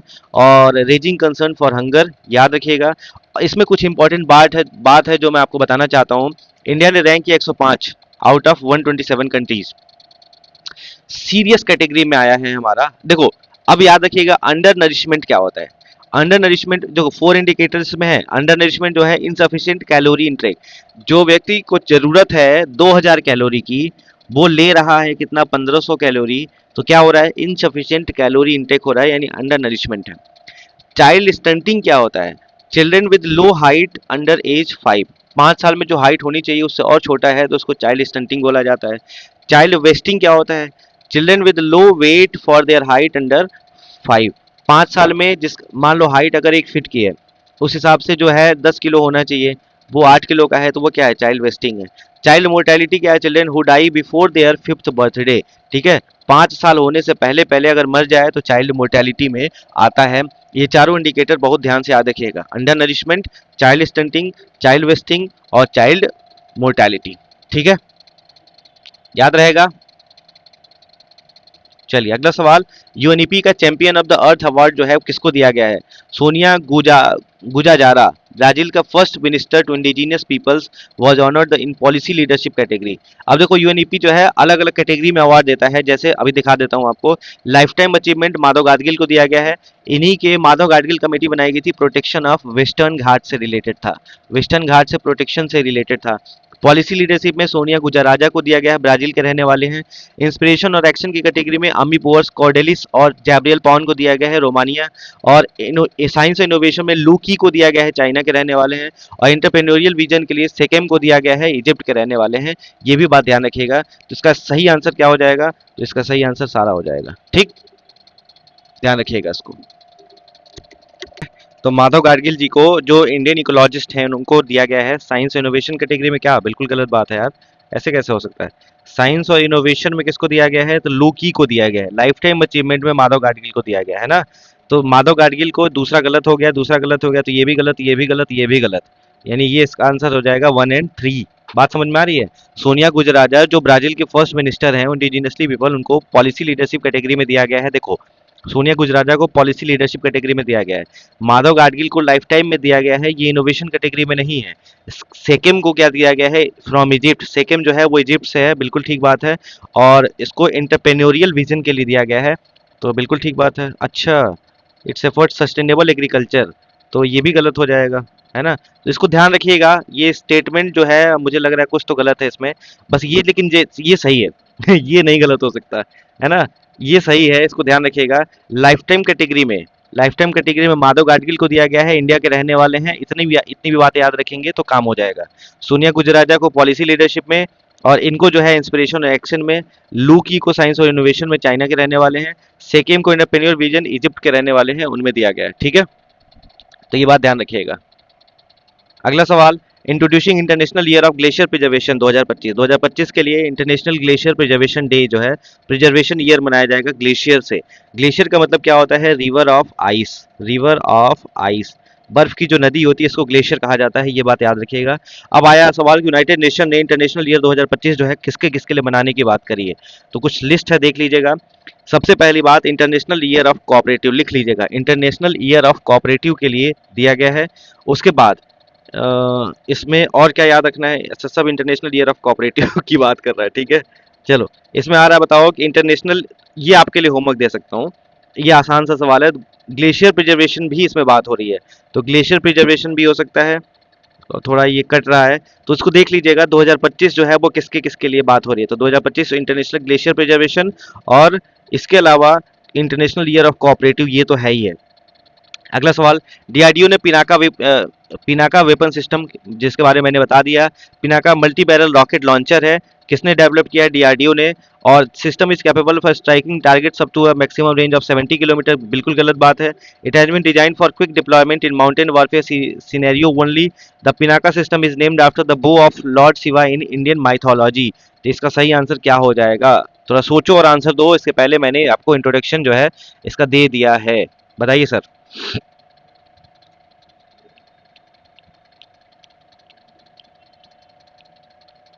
क्या होगा, बता सकते हो? देख लीजिएगा, इसके बारे में मैंने बता दिया है। दूसरा नहीं होगा, दूसरा नहीं होगा, तो ये भी नहीं होगा, ये भी नहीं होगा, ये भी नहीं होगा, ये सही आंसर हो जाएगा, ठीक। अब आ रहा सवाल कि प्रधानमंत्री मुद्रा योजना, मुद्रा योजना में लोन कैटेगरी कौन कौन सी है? तो प्रधानमंत्री मुद्रा योजना में लोन कैटेगरी जो है वो शिशु होता है, शिशु। और शिशु के लिए जो है 50,000 रुपए का लोन दिया जाएगा। उसके बाद किशोर के लिए 50,000 से लेकर 5 लाख तक का है। तरुण के लिए 5 लाख से लेकर 10 लाख तक का है। और तरुण प्लस के लिए 10 लाख से लेकर 20 लाख तक का है, ठीक है। तो ये बात आप ध्यान रखिएगा, शिशु, किशोर, तरुण और तरुण प्लस। अब देख लीजिए, इसमें दिया भी है शिशु, किशोर, तरुण और तरुण प्लस। याद रखिएगा, प्रधानमंत्री मुद्रा योजना जो है उसमें 20 लाख रुपए तक का लिमिट लगा हुआ है, यही है ना 20 लाख, तो 20 लाख तक का लिमिट है। और ये कब शुरू हुआ था? तो 8 अप्रैल 2015 को शुरू हुआ था। लोन लिमिट जो है 20 लाख से बढ़ाकर सॉरी 10 लाख से बढ़ाकर कितना कर दिया गया है, तो 20 लाख कर दिया गया है, ये भी बात आप ध्यान रखिएगा। ठीक है, क्लियर है मामला। मुद्रा लोन्स जो है पहले शिशु किशोर और तरुण के लिए आता था, और न्यू ऐड किया गया है तरुण प्लस कैटेगरी, तो इस बात को भी ध्यान रखिएगा। अगला सवाल, व्हाट इज थार्ड? थार्ड क्या है? इसके पहले भी एग्जाम में सीडीएस में आया हुआ सवाल है, अभी फिर से न्यूज में था। थार्ड मतलब thermal high altitude area defence. Thermal high altitude area defence जो है वही इन्वर्टर के पास, इन्वर्टर टेबल के पास में। Thermal high altitude area defence जो समटाइम्स मेंशन इन न्यूज क्या है, तो ये एंटी मिसाइल सिस्टम है। Highly advance American missile defence system along with US troops to operate it, ये बात याद रखिएगा। थर्ड क्या है, तो एंटी मिसाइल सिस्टम होता है, ये बात भी आप ध्यान रखिएगा। ठीक है, क्लियर है मामला। अगला, 55वां इंटरनेशनल फिल्म फेस्टिवल IFFI, ठीक है, ये 2024 में लॉन्च किया गया है। बताइए क्या है इसका सही आंसर। तो याद रखिएगा 55th international film festival of India, ये आया है 28 नवंबर 2024 को, doctor Shyama Prasad Mukherjee indoor stadium, Goa. याद रखिएगा, जो श्यामा प्रसाद मुखर्जी इंदौर स्टेडियम जो है वो कहाँ पर है, गोवा में है। और इसके बारे में पूछा जा रहा है आपसे, it was concluded at the doctor Shyama Prasad Mukherjee indoor stadium, Goa. उसके बाद नोजित, ये Phillip Noyce was presented with the Satyajit Ray life time achievement award. देख लिया जाए, देख लिया जाए क्या है इसमें, इसका आंसर क्या होगा। ठीक है, देखते हैं अभी। फिलिप नोएस को क्या Satyajit Ray life time achievement award की कैटेगरी में शामिल किया गया है? अरे मैम, इन्वर्टर की टेबल पे होगा या तो ताला में लगा होगा, देख लीजिए। अरे उसी से खुलता है ma'am. Phillip Noyce was presented with the Satyajit Ray life time achievement award. ठीक है, इसके अलावा आपको नवजोत, ये सारे सही, ये भी सही है, ये भी सही है। नवजोत ये इन्होंने क्या जीता है, best personality of the year का अवार्ड। और golden peacock for best film was one by Spanish film the king of all the world. ये चारों ऑप्शन सही हो जाएगा, इसको भी ध्यान रखिएगा। ठीक है, अगला, असमी क्या है? असमी एग्जाम में सवाल आ सकता है, असमी क्या है? तो आर्मी ने इंडक्ट किया है इंडिजिनसली डेवलप्ड असमी मशीन पिस्टल, मशीन पिस्टल है असमी। ठीक है, किसने लॉन्च किया है? तो डीआरडीओ ने बनाया है, इंडियन आर्मी के लिए बनाया है। याद रखिएगा, मेक इन इंडिया वेपन के कैटेगरी में असमी क्या है, एक मशीन पिस्टल है। और सबल 20 क्या है? लॉजिस्टिक ड्रोन है, an electric unmanned helicopter variable pitch technology पे बेस्ड है एरियल लॉजिस्टिक के लिए। It was manufactured by private drone manufacture Endure Air. ठीक है, इंडोर एयर के बारे में ध्यान रखिएगा। जैसे एग्जाम में सवाल आ सकता है व्हाट इज असमी, तो ये क्या बताएंगे आप? क्या हो जाएगा इसका सही आंसर? ये हो जाएगा a new missile system developed bye DRDO. What is सबल 20, सबल 20 क्या हो जाएगा? तो an electric unmanned helicopter for earlier logistic. ये दोनों कहानी आप ध्यान रखिएगा। अगला है एससीओ के बारे में क्या सही है। ठीक है, किसके बारे में? एससीओ के बारे में। तो एससीओ के बारे में पूछा है, संघाई कॉर्पोरेशन ऑर्गेनाइजेशन जो 2017 में बना था अस्ताना समिट के समय पर। तो SCO regional anti terrorist structure, याद रखिएगा आरएटीएस, रीजनल एंटी टेररिस्ट स्ट्रक्चर जो है, इसका हेडक्वार्टर बिश्केक किर्गिस्तान। बिल्कुल गलत है, झूठ बोल रहा है। इसका क्या हो जाएगा? तो ये हो जाएगा आपका ताशकंद। ताशकंद, ताशकंद कहाँ पड़ता है? किर्गिस्तान में।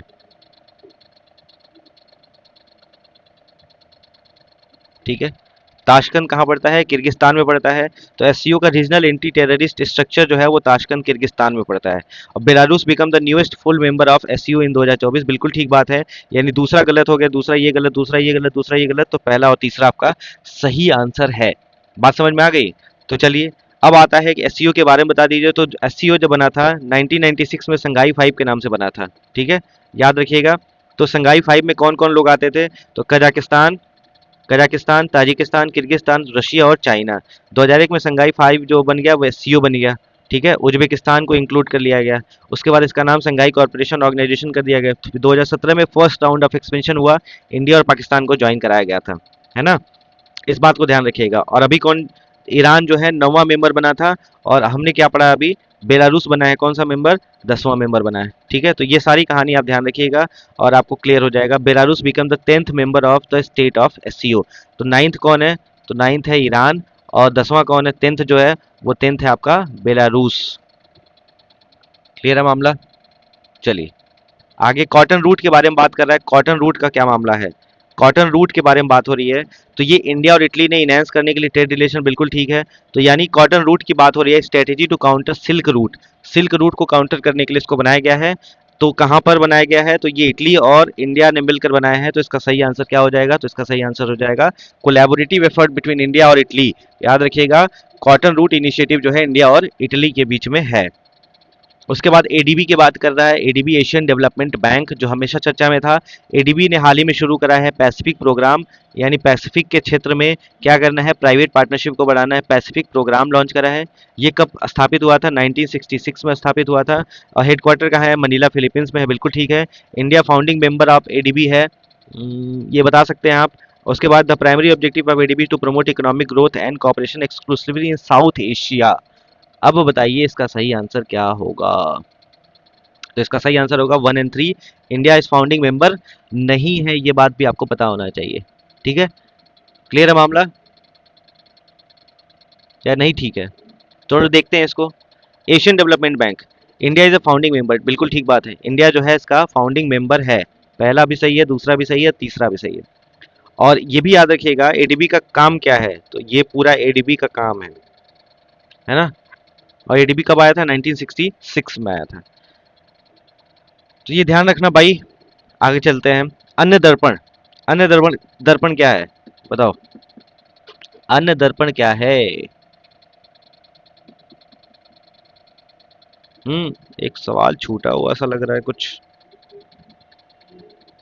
चलो, एक क्वेश्चन था, छूट गया था कि एनडीबी जो है, एनडीबी ने न्यू डेवलपमेंट बैंक, एनडीबी को स्थापित किसने करा था? ब्रिक्स नेशन ने स्थापित करा था। ब्राजील, रसिया, इंडिया, चाइना, साउथ अफ्रीका ने एनडीबी स्थापित किया था। एडीबी दूसरी चीज है और एनडीबी दूसरी चीज है, ये बात भी आप ध्यान रखिएगा। ठीक है। और एनडीबी का हेडक्वार्टर कहाँ है? तो एनडीबी का हेडक्वार्टर पड़ता है शंघाई में, शंघाई चाइना। और एडीबी कहाँ है? एडीबी है आपका मनीला, फिलीपींस। अन्य दर्पण के बारे में बात कर रहे हैं, बताओ अन्य दर्पण क्या है? तो अन्य दर्पण तो है वो एफसीआई ने स्टार्ट करा है इसको, क्या करें, modern supply chain management system, बिल्कुल ठीक है। अन्य दर्पण जो है वो पीडीएस, पब्लिक डिस्ट्रीब्यूशन सिस्टम का पार्ट है। किसने स्थापित किया है इसको? एफसीआई ने, फूड कॉर्पोरेशन ऑफ इंडिया ने। बात समझ में आ रही है? सप्लाई चेन मैनेजमेंट को सही करना है, इसका सही आंसर हो जाएगा ए। इसमें आगे लिखा भी है अन्य दर्पण के बारे में कि recently food corporation of India ने सेलेक्ट किया है अन्य दर्पण, याद रखिएगा।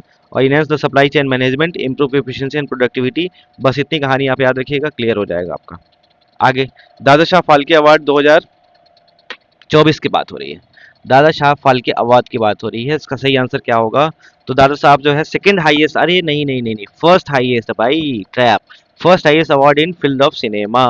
और उसके बाद मिथुन चक्रवर्ती को दिया गया है 54वां दादा साहब फाल्के अवार्ड। अब देखिए आगे देख लीजिए, बी सी डी तीनों सही है, पहला गलत है। पहला क्यों गलत है? क्योंकि दादा साहब फाल्के जो है वो सेकंड हाईएस्ट नहीं है, फर्स्ट हाईएस्ट है। इसके अलावा सारे सही हैं। It is presented annually at the national film awards by the directorate of film festival under the ministry of information and broadcasting, ठीक है। मिथुन चक्रवर्ती को दादा साहब फाल्के अवार्ड दिया गया है। अवार्ड में कैश प्राइज जो है 1/10, 100,000 1 लाख रुपए दिया जाता है, ठीक है, इसको भी देख लीजिएगा। 5 0 है ना, शॉल, मेडेलियन और 1 लाख रुपए। तो ठीक है, इसका सही आंसर क्या हो जाएगा? बी, सी और डी। आगे चलते हैं। इंडिया का स्पेस डॉकिंग एक्सपेरिमेंट के बारे में बताइए क्या सही है? तो स्पेसएक्स मिशन जो है C60 से लॉन्च किया गया था, ठीक है। स्पेसएक्स मिशन में क्या होगा? छोटे छोटे दो सैटेलाइट को आपस में जोड़ने का काम स्पेस में हमने किया है, बिना छुए, बिना टच किए, ठीक है। अभी तक करने वाला इंडिया, इंडिया हो चुका है चौथा नेशन। इसके पहले यूएस, चाइना और रशिया ये कारनामा कर चुके हैं, हम चौथे नंबर पे आए हैं। 30 दिसंबर 2024 को हुआ था। और the mission involves two small spacecraft chaser and target design to demonstrate in space docking technology, इसको बोला जाता है। Successful completion of SpaDeX made India in the fourth country to achieve space docking capability, ये तीनों option सही हो जाएगा। जय हिंद, जय भारत, सारे सही है। आगे देखिए, आगे है एक्सरसाइज पूर्वी प्रहार के बारे में, है ना। पूर्वी प्रहार एक्सरसाइज जो है वो क्या है? तो पूर्वी प्रहार के बारे में क्या जानते हैं? It is a tri service exercise involving the Indian army, navy and air force, बिल्कुल ठीक है। The exercise was conducted in the forward areas of Arunachal Pradesh, ये भी ठीक है। It focus on enhancing joint operational readiness in mountainous terrain, बिल्कुल ठीक है। The exercise includes the deployment of advance military hardware such as M777 howitzer और P-81 maritime petrol aircraft, ये सारे सही हो जाएंगे। यानी 1, 2, 3 एंड 4 इसका सही आंसर होगा। अब कुछ इंपॉर्टेंट एक्सरसाइज के नाम याद रखिएगा कि जैसे गरुण शक्ति हमने पढ़ा इंडिया और इंडोनेशिया के बीच, इक्वेरीन इंडिया और मालदीव्स के बीच, हैंड इन हैंड चाइना के बीच में है, कुरुक्षेत्र जो है सिंगापुर के बीच में है, मित्र शक्ति श्रीलंका के बीच में है, मैत्री मैत्री जो है वो इंडिया और थाईलैंड के बीच में है। थाईलैंड की कैपिटल है बैंकॉक, छायो फराया रिवर के किनारे पर है। नोमैडिक एलिफेंट इंडिया और मंगोलिया के बीच में है। शक्ति वरुण और गरुण, ये जो तीनों हैं वो क्या है, इंडिया और फ्रांस के बीच में है। सूर्य किरण इंडिया और नेपाल के बीच में है। युद्ध अभ्यास यूनाइटेड स्टेट्स और अमेरिका इंडिया के बीच में है। ठीक है, युद्ध अभ्यास टाइगर ट्रम्प, वज्र प्रहार, ये स्कोप इंडिया, ये सब याद रखिएगा, ये सब इंडिया और अमेरिका के बीच में। ठीक है, चलते हैं आगे। आगे क्या सवाल है, पीएम विद्या लक्ष्मी स्कीम के बारे में बात कर रहा है। पीएम विद्या लक्ष्मी स्कीम, इसके बारे में क्या बताएंगे आप, बताइए तो, थोड़ा होमवर्क आपको दिया जाए, ये होमवर्क आपके लिए रहेगा। पीएम विद्या लक्ष्मी स्कीम के बारे में पढ़ लीजिएगा। आगे NEST, national education for society in tribal areas, इसके बारे में बात आपसे किया जा रहा है, तो बताइए इसका सही आंसर क्या होगा NEST के बारे में। नेस्ट जो है establish under the ministry of education to promote higher education among tribal student, ठीक है। It is responsible for managing the Eklavya model residential school, बिल्कुल ठीक है। NEST aims to ensure quality education for tribal children in both academic and skill based learning, बिल्कुल ठीक है, इसका सही आंसर हो जाएगा 1, 2, 3। नेस्ट के बारे में पढ़ लीजिएगा। Eklavya model residential school EMRS क्या होता है। EMRS जो है 1997-98 में स्टार्ट हुआ था। Impart quality education for ST children in remote area, और ये कहाँ से आता है, इंडियन कॉन्स्टिट्यूशन के आर्टिकल 275 क्लॉज 1 में लिखा हुआ है। EMRS are establish in the state from the grant received under article 275(1) of the constitution of India. EMRS are coeducational residential school from class 6 to class 12। और उसके बाद sports और skill development पे भी काम करना है, इनका कहानी है। Non students can be admitted in these schools on seat up to 10% of the total seat. CBSE curriculum is followed in these schools and education is completely free. और नेस्ट का फुल फॉर्म याद रखिएगा, national education society for tribal student. और EMRS क्या होता है, EMRS Eklavya model residential school होता है। ठीक है जी, तो INS सर्वेक्षक के बारे में याद रखिएगा, ये मॉरिशस गया है, मॉरिशस का पोर्ट याद रखिएगा, पोर्ट लुइस या पोर्ट लुइस, ठीक है। और ये हाइड्रोग्राफी के लिए गया है। इंडिया और मॉरिशस के बीच में हाइड्रोग्राफी मतलब होता है क्या, स्टडी ऑफ वाटर। हाइड्रोग्राफी का मतलब क्या होता है, स्टडी ऑफ वाटर। तो INS सर्वेक्षक याद रखिएगा क्या है।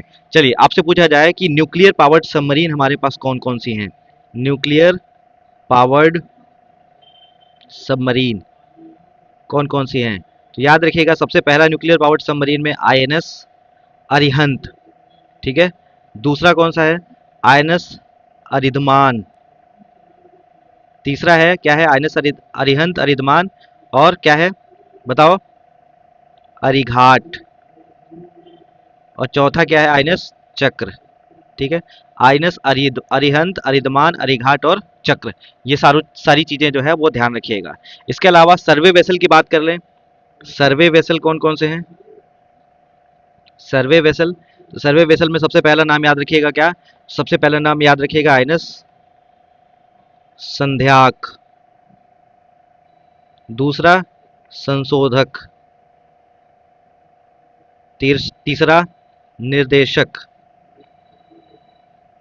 और चौथा इच्छक, ठीक है। तो ये सर्वे वेसल है और ये न्यूक्लियर पावर्ड सबमरीन है। तो ये दोनों बात ध्यान रखिएगा साथ साथ में, ताकि आपका क्लियर होता चले। बात समझ में आ रही है कि नहीं आ रही। बताओ भैया, बता दोगे। अब देखो अगला सवाल, what is the primary role of INS Nirdeshak in Indian navy. चलो इंडियन नेवी की बात आई है तो ऑपरेशन ट्राइडेंट के बारे में आपको पता होना चाहिए। और ऑपरेशन ट्राइडेंट कब हुआ था, तो ऑपरेशन त्रिशूल जिसको बोला जाता है, ये हुआ था 4 दिसंबर को। इसीलिए 4 दिसंबर को क्या मनाते हैं, नेवी डे मनाते हैं, नेवी डे मनाते हैं, ठीक है। और इंडियन नेवी के चीफ जो होते हैं उनको एडमिरल कहा जाता है। इस समय एडमिरल कौन है, तो याद रखिएगा दिनेश के त्रिपाठी। क्या नाम है इनका, दिनेश के त्रिपाठी इस समय जो है नेवी के हेड हैं। और एयरफोर्स के हेड कौन है, एयरफोर्स के हेड कौन है, तो एयरफोर्स के हेड हैं हमारे अमरप्रीत सिंह, अमरप्रीत प्रीत सिंह। ठीक है, इसके अलावा आर्मी के हेड कौन है? आर्मी के हेड कौन है भाई? आर्मी के हेड हैं हमारे जनरल उपेंद्र द्विवेदी। ठीक है, ये सारी बात ध्यान रखिएगा। आईएनएस निर्देशक क्या है? तो सर्वे ऑपरेशन के लिए है, सर्वे वेसल है। ठीक है, अभी हमने पढ़ा था ना आईएनएस निर्देशक, तो क्या है? सर्वे वेसल है, सर्वे रिकॉनेसा ऑपरेशंस के लिए जाना जाता है। क्लियर हो गई बात? अगला देखिए, कुछ साइक्लोन के बारे में बात हो रही है। अब साइक्लोन की बात हो रही है तो साइक्लोन कैसे आता है? देखो, यहाँ पर पानी है, पानी में कहीं भी इस जगह पे लो प्रेशर बना, तो लो प्रेशर जब बनता है तो हाई प्रेशर दोनों तरफ से आता है, हाई प्रेशर और हाई प्रेशर। अब ये लो प्रेशर बना है तो ये हवा इधर आती है, ये हवा इधर जाती है, और दोनों घूमते हुए क्या होते हैं? दोनों ऊपर की तरफ चले जाते हैं। ऐसे बन जाता है साइक्लोन। अब यहाँ पर अभी भी हमेशा जो है इस एरिया पर लो कंडीशन बना रहता है, लो प्रेशर कंडीशन बना रहता है। इसी को क्या बोला जाता है? आई ऑफ द साइक्लोन बोला जाता है, आई ऑफ द साइक्लोन बोला जाता है। और ये हवा इधर आता है और बारिश करता है, तो ये भी चीज़ आप जो है ध्यान रखिएगा। अभिषेक सर को दो, हम उधर बैठे होंगे। ठीक है, तो ये चीज़ आप ध्यान रखिएगा। अब देखिए, cyclone storm Dana to hit Orissa and West Bengal coast, the name of cyclone was chosen by. Dana cyclone जो है नाम किसने दिया था? तो दाना नाम जो है कतर ने दिया था, याद रखिएगा, कतर। ओमान जिसकी कैपिटल मस्कट है, सऊदी अरब रियाद, यूएई की अबू धाबी है। क्या है? Abu Dhabi.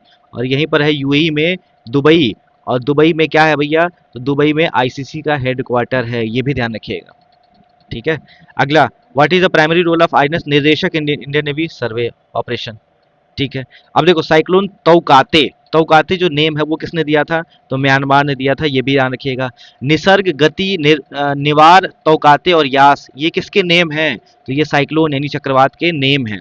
अगला, which of the following countries had chosen the name Nisarga for the cyclone which devastated the coast line of Maharashtra and Gujarat in June 2020? तो पूछ रहा है कि निसर्ग जो है वो नाम किसने दिया था? तो बांग्लादेश ने दिया था, बांग्लादेश इसकी कैपिटल है, राजधानी ढाका, टका, याद रखिएगा सारी कहानी। अगला, in December 2024 prime minister Narendra Modi was conferred with Kuwait का highest civilian honour. What is the name of this award? Order of Mubarak Al Kabir. क्या नाम है इसका?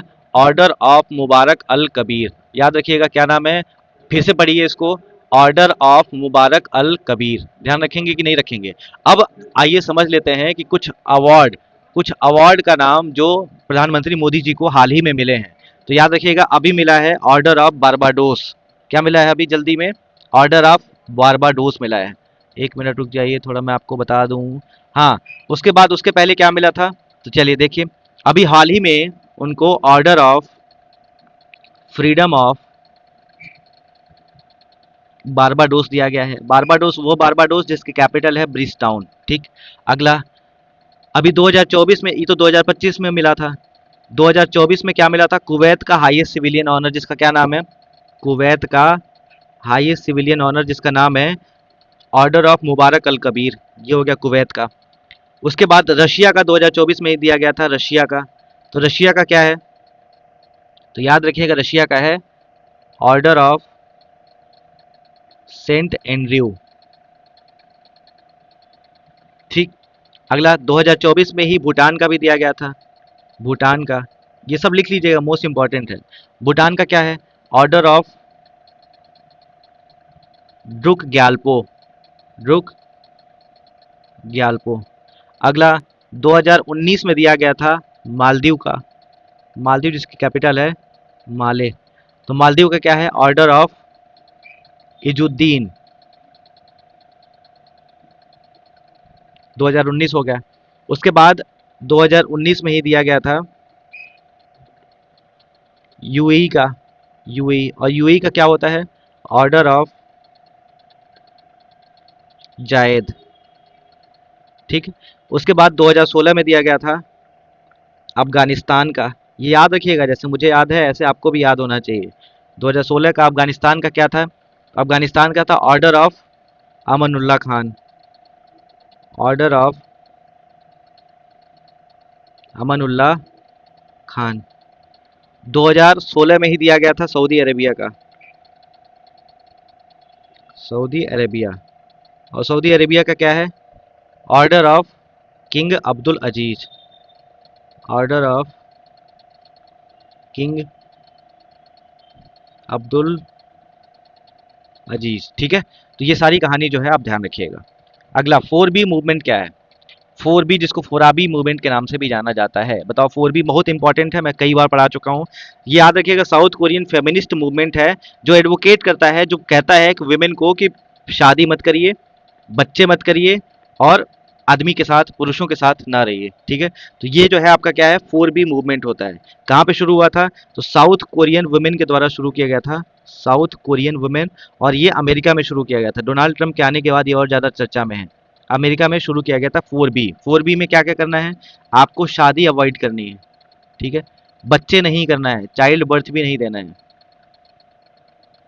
इसके अलावा पुरुषों के साथ नहीं रहना है, तो मैन से कोई रिलेशन आपका नहीं होना चाहिए। ये साउथ कोरियन वुमेन एक फेमिनिस्ट एक्टिविटीज कर रही हैं, और अमेरिका में भी तेजी से फैल रहा है। तो याद रखिएगा 4B मूवमेंट जो है वो रिसेंटली किससे रिलेटेड है? तो साउथ कोरियन फेमिनिस्ट। क्लियर है बात? अगला देखिए, व्हाट इज जीसीएपी? जीसीएपी प्रोग्राम जो है, जिसको हाल ही में चर्चा में था, जीसीएपी क्या है? तो याद रखिएगा भैया, जीसीएपी क्या है? एक ट्राइलेटरल प्रोग्राम है यूके, इटली और जापान का, ठीक है। यूनाइटेड किंगडम, इटली और जापान, ये तीनों ने मिलकर developed 6th generation fighter jet. Fighter jet develop करने के लिए जीसीएपी प्रोग्राम जो है शुरू किया गया है। इसमें आता है इंग्लैंड, इटली और जापान। अगला, with reference to India national quantum mission, national quantum mission के बारे में पूछा जा रहा है। तो the mission was approved by the union cabinet in April 2023 with outlet with total outlay of 6003 crore. बिल्कुल ठीक बात है। NQM national quantum mission aims to establish 4 thematic hubs, 4 T hubs बनाने हैं, ठीक है, across the country to focus on specific areas of quantum technology. बिल्कुल ठीक बात है। AICTE in collaboration with National Quantum Mission under the Department of Science and Technology has launched India का first undergraduate minor programme. ये तीनों सही है।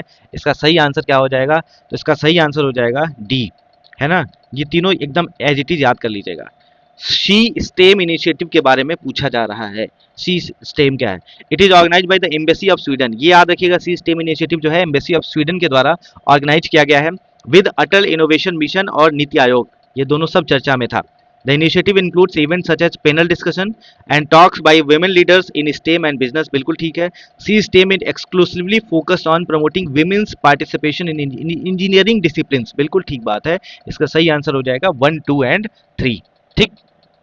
चलिए अगला सवाल, अर्मेनिया जो है इंटरनेशनल सोलर अलायंस को ज्वाइन किया है, ये भी याद रखिएगा। और इंटरनेशनल सोलर अलायंस जो है 2016 में इंडिया और फ्रांस ने मिलकर बनाया था। बिहार को पहला, मतलब इंडिया का पहला ड्राई पोर्ट जो है बिहार को मिला है। Bihar gets first dry port, what is it? ये याद रखिएगा, बिहार का फर्स्ट ड्राई पोर्ट। अब ड्राई पोर्ट के बारे में सवाल आ गया, which among the following best describe the dry port? Dry port जो होता है वो क्या होता है? तो ये याद रखिएगा, inland terminal connected with the sea port by rail और road in efficient cargo handling, ठीक है। एक जैसे मान लो यहाँ पर सी पोर्ट है, यहाँ पे एक बना दिया गया, यहाँ से रेल से, रोड से कोई भी सामान यहाँ पर जा सकता है, और ये यहाँ पर भी रखा जाएगा, यहाँ पर भी रखा जाएगा। तो ये क्या हो जाएगा? ये ड्राई पोर्ट कहलाएगा, ठीक। चलिए आगे बढ़ते हैं। अगला सवाल, recently union minister of home affairs declared which organisation a terrorist organisation under UAPA? UAPA में कौन सा नया टेररिस्ट ऑर्गेनाइजेशन बनाया गया है? तो इसका नाम है हिजाब उत तहरीर, ठीक है। हिजब उत तहरीर, याद रखिएगा। अगला, recently which country has been certified as malaria free by WHO? बताओ मलेरिया फ्री जो है किसको बनाया गया है? जल्दी बताइए। मैं पढ़ाया हूँ, मलेरिया फ्री जो है वो किसको बनाया गया है? Malaria free.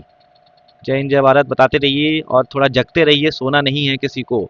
मलेरिया फ्री जो है वो किसको बनाया गया है? बताइए सर। मलेरिया फ्री, तो याद रखिएगा इसका सही आंसर हो जाएगा आपका क्या? इजिप्ट हो जाएगा। इजिप्ट, जिसके अंदर क्या है? Suez canal. और इस इजिप्ट से नाइल रिवर बहती है, और नाइल रिवर पे ही बना हुआ है कौन सा डैम? आसवान डैम। याद रखिएगा, तंजानिया तो याद ही रहता है आपको, ठीक है। नसीम अल बहर, इंडिया और ओमान के बीच होने वाला एक्सरसाइज है। स्पाइस 2000 बॉम्ब्स, ये क्या है? तो इसका आंसर देखो दिया भी है, इजराइल का मैन्युफैक्चर किया गया है स्पाइस 200 बॉम्ब जो है वो क्या है, बताओ। तो इजराइल का है। फर्स्ट एशियन बुद्धिस्ट समिट जो है वो कहाँ हुआ था? तो ये हुआ था नई दिल्ली में। इंडियन नेवी का संपर्क 4.0 इनिशिएटिव लॉन्च किया गया था दिसंबर 2024 में, क्या है ये? तो बताइए इसका सही आंसर क्या हो जाएगा?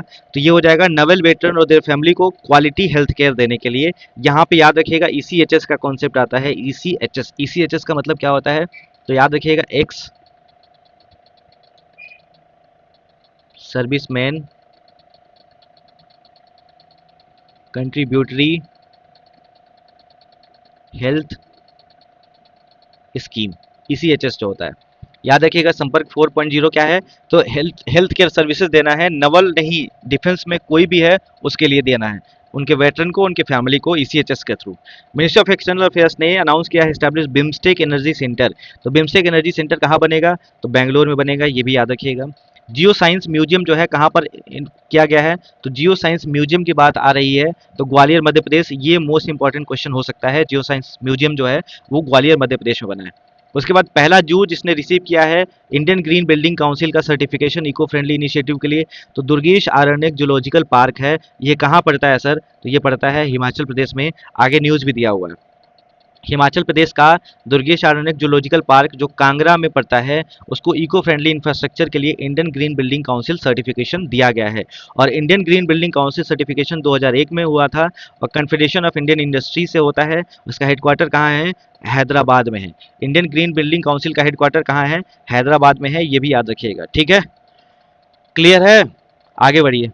अगला है स्पेडेक्स मिशन, जो हम पढ़ चुके हैं। स्पेडेक्स मिशन के बारे में क्या कहना चाह रहे हैं आप, तो स्पेडेक्स मिशन जो होता है वो क्या करना होता है, तो conduct autonomous docking of 2 satellite in space, इसका सही आंसर हो जाएगा। The great Indian bustard, one of critically endangered bird species in India, is a state bird of, ये स्टेट बर्ड किसका हो जाएगा, राजस्थान का हो जाएगा। ये कहानी भी आपको ध्यान रखनी पड़ेगी। आगे बढ़ते हैं।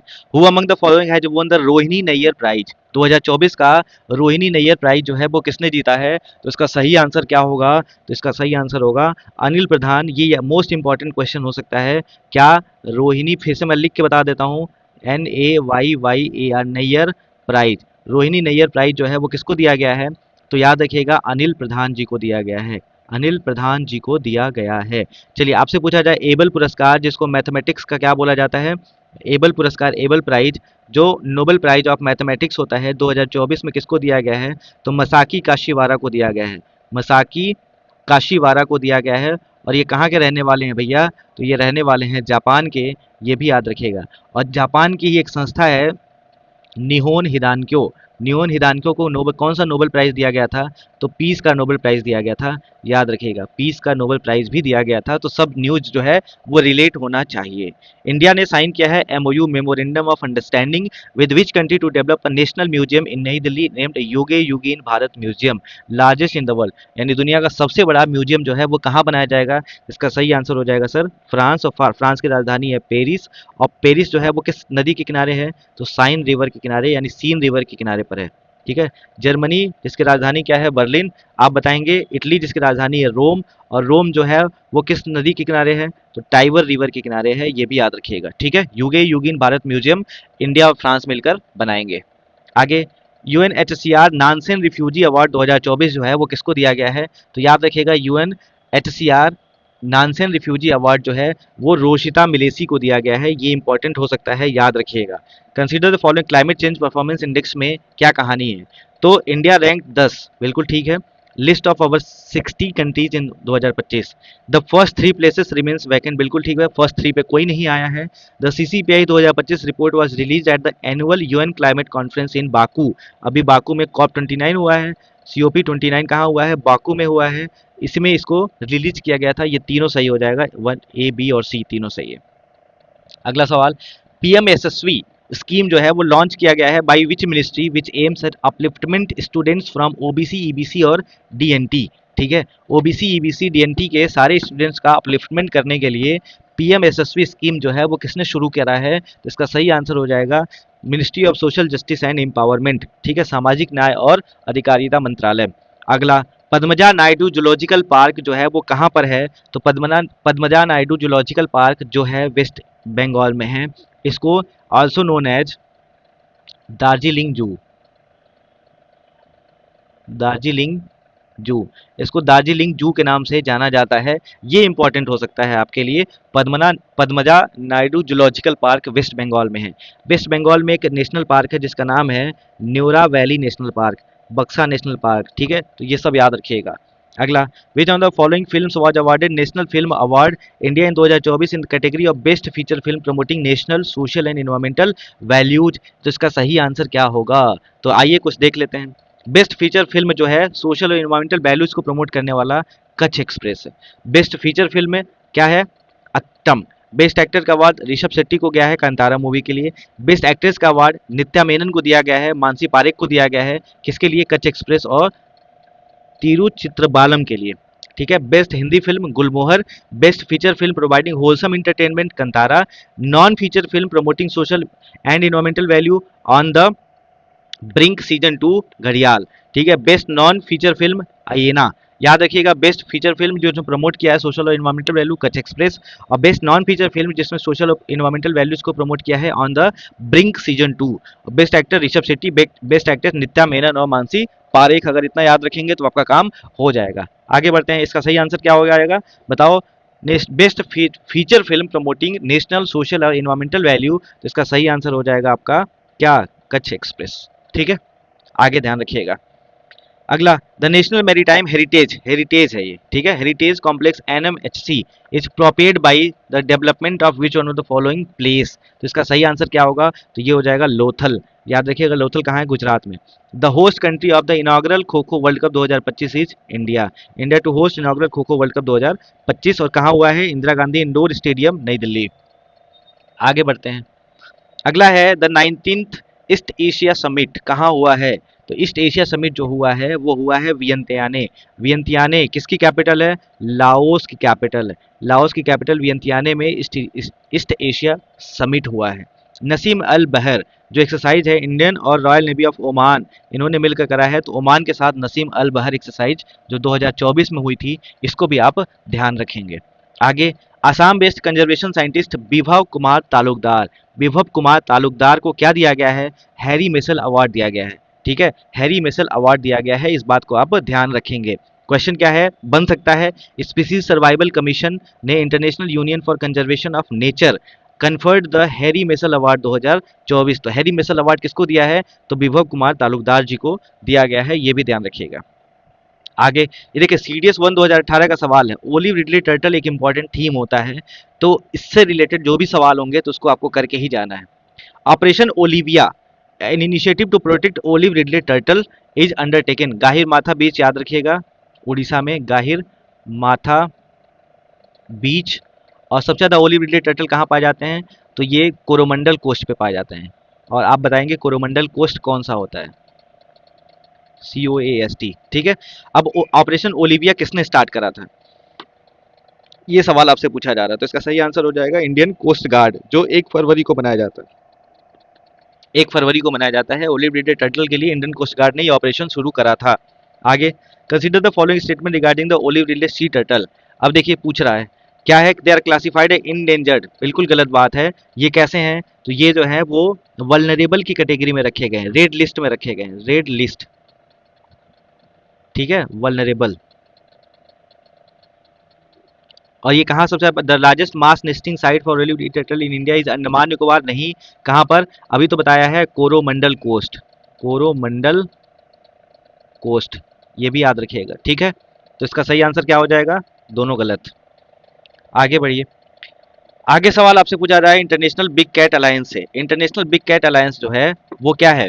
तो इट वाज लॉन्च इन 2023, बिल्कुल ठीक, with the headquarter in New Delhi, बिल्कुल ठीक बात है। Big cat alliance, 7 big cat की बात हो रही है। अभी पढ़ते हैं आगे क्या। Only cover only 5 big cats, tiger, lion, leopard, snow leopard और चीता। ठीक है, चलो आगे बढ़ते हैं। It is a multi country coalition of big cat range the countries where above mentioned big cats are form. Annual budgetary support नहीं भाई, 150 करोड़ रुपए दिया तो गया है, लेकिन ये 150 करोड़ रुपए जो है वो दिया गया है 5 साल के लिए, 5 ईयर्स के लिए, 5 ईयर्स। ये बात भी ध्यान रखिएगा, एनुअली नहीं है। अब ये बिग कैट में कौन कौन आता है? तो जगुआर आता है, स्नो लियोपार्ड आता है, प्यूमा, लियोपार्ड, लायन, टाइगर और चीता। और इसमें क्या पूछ रहा है? ओनली 5 बिग कैट्स, नहीं भाई 7 बिग कैट्स। ठीक है, तो ये भी ध्यान रखिएगा। मैंने क्वेश्चन रैंडम बनाया था आपके लिए कि कौन कौन आते हैं। तो इंटरनेशनल बिग कैट अलायंस में जगुआर, देखो दिख रहा है हमारी तरफ, आपके तरफ दिख रहा है, ये भी तुम्हारी तरफ देख रहा है। ये देखो, ये कह रहा है कि भागो जल्दी यहाँ से। ये कह रहा है एग्जाम तो होगा होगा, मस्त एग्जाम एंजॉय कर रहे हैं। ये कह रहा है एग्जाम क्या, फोड़ देंगे सब। ये कह रहा है एकदम फाड़ के आए हैं। ये कह रहा है अरे भाई हुआ नहीं, पढ़े ही नहीं थे ना इसलिए नहीं हुआ। ठीक है, इंटरनेशनल बिग कैट अलायंस के बारे में ध्यान रखिएगा। Jaguar, snow leopard, puma, leopard, lion, tiger और चीता। अगला, लंपी स्किन डिजीज के बारे में बात हो रही है। लंपी स्किन डिजीज जो है वो वैक्सीन डेवलप किया गया है Bharat Biotech group firm with ICR Gates Cisco licence. तो पूछा जा रहा है लंपी स्किन डिजीज के बारे में बताइए सर। लंपी स्किन डिजीज जो है वो क्या है? It is a bacterial disease that affects cattle and buffalo. तो याद रखिएगा बैक्टीरियल नहीं है, ये कौन सा डिजीज होता है? वो वायरल डिजीज होता है। पहली बात, it is caused by lumpy skin disease virus LSDV which belongs to poxviridae family. बात समझ में आ रही है? Poxviridae family. ठीक है, तो ये जो होता है वो कैपरी, इसको अगर और डिटेल में जाएगा तो ये बोलेगा कैप्री पॉक्स वायरस से होता है, और कैप्री पॉक्स जो होता है वो पॉक्सविरेडी फैमिली से आता है। बिल्कुल ठीक है, दूसरा स्टेटमेंट सही है। It is a zoonotic disease meaning it can transmitted to animals. नहीं भाई, ये कांट, कैन नॉट ट्रांसफर। ठीक है, कैन नॉट ट्रांसफर यानी केवल दूसरा इसका सही आंसर होगा। ठीक है, बात समझ में आ गई? इसमें देखिए लिया भी है कि भाई about lumpy skin disease, it is an infectious viral disease of cattle and water buffalo. LSDV is not zoonotic, so humans can not get infected by the virus. ये बात भी आप ध्यान रखिएगा। अगला सवाल, रामसर साइट के बारे में पूछ रहा है।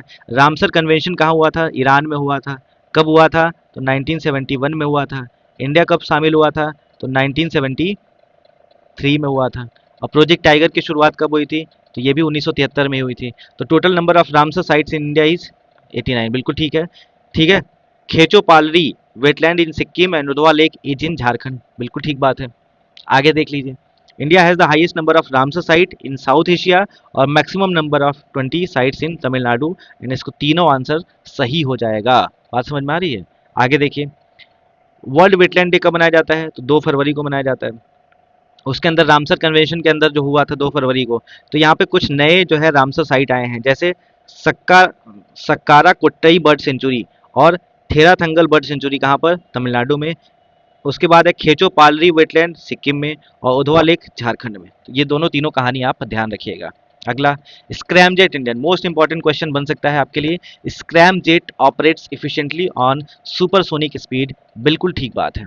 इसके अलावा स्क्रैमजेट इंजन जो होता है combustion occurs eight supersonic speed. ये भी ठीक है, सब सोनिक आ जाएगा गलत हो जाएगा। Scramjets are a type of air breathing engine meaning they use oxygen from the surrounding. वो ऑक्सीजन लेते हैं सराउंडिंग से जलने के लिए। अनलाइक रॉकेट्स जो होता है वो खुद का अपना ओन ऑक्सीडाइजर लेकर चलता है। तो याद रखिएगा, जो रॉकेट्स होता है वो ऑक्सीजन सराउंडिंग से नहीं लेता है, क्योंकि उसको दूर जाना रहता है। वो खुद का ऑक्सीडाइजर लेकर चलता है, वहीं से ऑक्सीजन यूज करता है। लेकिन जो स्क्रैमजेट्स इंजन होते हैं वो ऑक्सीजन कहाँ से लेते हैं? वो ऑक्सीजन हमारे सराउंडिंग से लेते हैं। ये बात भी आप ध्यान रखिएगा। ठीक है, आगे बढ़िए। देखो, सुपरसोनिक मतलब क्या होता है? Speed faster than the speed of sound. जब साउंड की स्पीड से कोई चीज़ फास्ट हो तो सुपरसोनिक। सबसोनिक का मतलब होता है स्पीड ऑफ साउंड साउंड से स्लो होना चाहिए। इंफ्रासोनिक का मतलब होता है साउंड वेव्स जो होता है वो 20 हर्ट्ज के नीचे हो जाए तो इंफ्रासोनिक, और जब 20 हर्ट्ज से ऊपर हो जाए तो अल्ट्रासोनिक कहा जाता है। ठीक, आगे बढ़िए। जेड मोर टनल के बारे में बात हो रही है।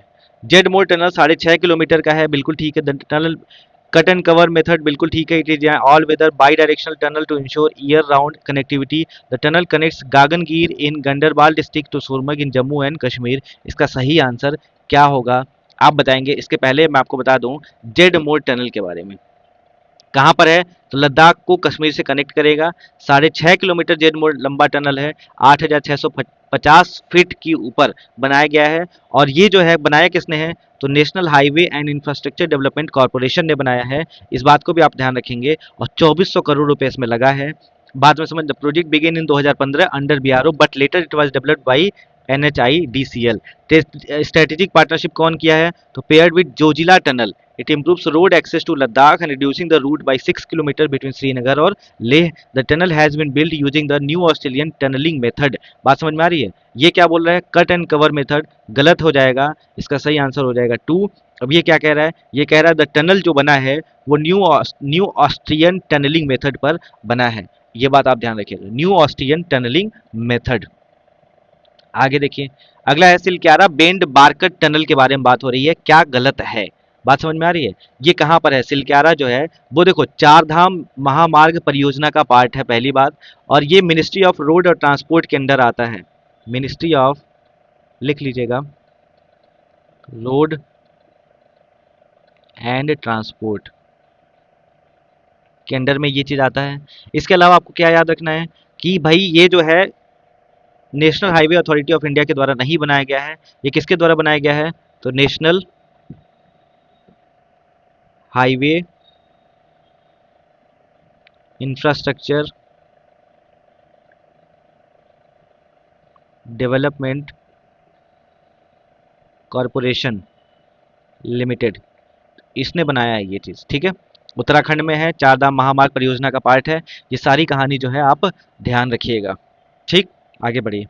अगला है प्रधानमंत्री आयुष्मान भारत जन आरोग्य योजना के बारे में क्या सही है? तो it was launch in 2018, centrally sponsored scheme, यानी सेंट्रली स्पॉन्सर है, सेंट्रल सेक्टर नहीं है। देखो सेंट्रल स्पॉन्सर में सारा पैसा कौन देगा? तो गवर्नमेंट देगा, गवर्नमेंट ऑफ इंडिया। लेकिन सेंट्रल सेक्टर हो जाएगा तो क्या हो जाएगा? इसमें राज्य भी देगा, स्टेट भी देगा और सेंटर भी देगा। It provides health insurance coverage of up to 5 lakh per family per year, secondary and tertiary care hospitalization. It is targeted at vulnerable and economically weaker section identified based on the socio-economic caste census SECC 2011. It is fully funded. It is fully funded by central government without any contribution from state. इसका सही answer क्या हो जाएगा? इसका सही answer हो जाएगा 1, 2 and 3, ठीक है। सेंट्रल सेक्टर, अच्छा अच्छा रुक जाओ, सेंट्रल सेक्टर जब हो जाएगा तो दूसरी सेंट्रल स्पॉन्सर हो जाएगा सेंट्रल। और इसमें जब सेंट्रल स्पॉन्सर होगा तो इसमें सेंट्रल गवर्नमेंट भी देगा, स्टेट गवर्नमेंट भी देगा। और सेंट्रल सेक्टर में केवल कौन देगा? तो सेंट्रल गवर्नमेंट देगा। ये बात याद रखिएगा। गलती से फिर से एक बार दोहरा देता हूँ। देखो दो टाइप की चीज़ें होती हैं, एक होता है सेंट्रल सेक्टर स्कीम और दूसरा होता है central sponsored scheme. Central sponsored scheme में क्या हो जाता है? इसमें सेंट्रल भी देता है और स्टेट भी पैसा देता है। सेंट्रल सेक्टर में क्या हो जाता है? सेंट्रल सेक्टर में हो जाता है केवल सेंट्रल गवर्नमेंट देता है, ठीक है। तो याद रखिएगा ये सेंट्रल स्पॉन्सर्ड, अगर ये सही है तो ये गलत हो जाएगा, अगर ये गलत है तो ये सही हो जाएगा, लेकिन ये जो है सही है इसलिए ये गलत हो जाएगा। तो 1, 2, 3 आपका सही आंसर है, ठीक है। इसको लिख लीजिएगा, बहुत अच्छा सवाल है। आगे बढ़ते हैं। अगला है 2025 के जनवरी में प्रोजेक्ट 75 में कलवरी क्लास सबमरीन आए हैं। बताइए इसमें कौन कौन से हैं? आईएनएस कलवरी, खांडेरी, करंज, वेला, वागीर और वागशीर, यानी ए ऑप्शन आपका सही है।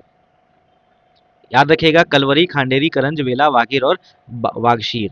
P75-1, P75 India project refers to क्या है? तो डीजल इलेक्ट्रिक सबमरीन बनाने के लिए P75-1 इसको लॉन्च किया गया था।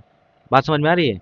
ये कलवरी क्लास यही है। P75 इंडिया जो है ये क्या है? यही कलवरी क्लास सबमरीन की बात हो रही है। तो डीजल इलेक्ट्रिक सबमरीन है। न्यूक्लियर पावर्ड सबमरीन कौन कौन सी होती हैं मैं पढ़ा चुका हूँ। आर्यस, अरिहंत, अरिघाट, अरिदमान और चक्र, ये चारों चारों चीज़ें ध्यान रखिएगा। आगे इंटरनेशनल ईयर की बात हो रही है तो 2025 का जो होगा वो ग्लेशियर से रिलेटेड होगा। तो 2025 का ग्लेशियर हो गया। 2022 क्या होगा? आर्टिजन फिशरी वाला हो जाएगा, 2022 ये हो जाएगा। 2023 क्या होगा? इंटरनेशनल ईयर ऑफ मिलेट्स हो जाएगा, दाल हो जाएगा, मोटा अनाज हो जाएगा। 2024 क्या होगा? कैमलिट्स हो जाएगा, ठीक। तो इसको भी ध्यान रखिएगा। आगे इंडियन मिनिस्ट्री ऑफ डिफेंस और इंडिया स्पेन रिलेशन के बारे में बात हो रही है। मिनिस्ट्री ऑफ डिफेंस ने ईयर ऑफ रिफॉर्म घोषित किया है, बिल्कुल ठीक है। इंडिया और स्पेन ने डुअल ईयर मनाने का टारगेट रखा है। तो ये बताओ सही है कि गलत है? तो इसका सही आंसर क्या हो जाएगा? दोनों सही हो जाएगा, ये भी ध्यान रखिएगा। अगला, विच टू इंडियन सिटीज, कौन कौन से ऐसे सिटीज हैं जो वेटलैंड सिटी में शामिल किए गए हैं? तो याद रखिएगा उदयपुर और इंदौर, इसका सही आंसर हो जाएगा सी, ठीक है। याद रखिएगा इसको। अगला सवाल, हिम कवच क्या है? हिम कवच जो डीआरडीओ ने डेवलप किया है ये क्या है? Protection against extreme cold and weather region, cold weather region में अगर ये +20 डिग्री सेल्सियस से लेकर -60 डिग्री सेल्सियस तक का टेम्परेचर झेलने का क्या है?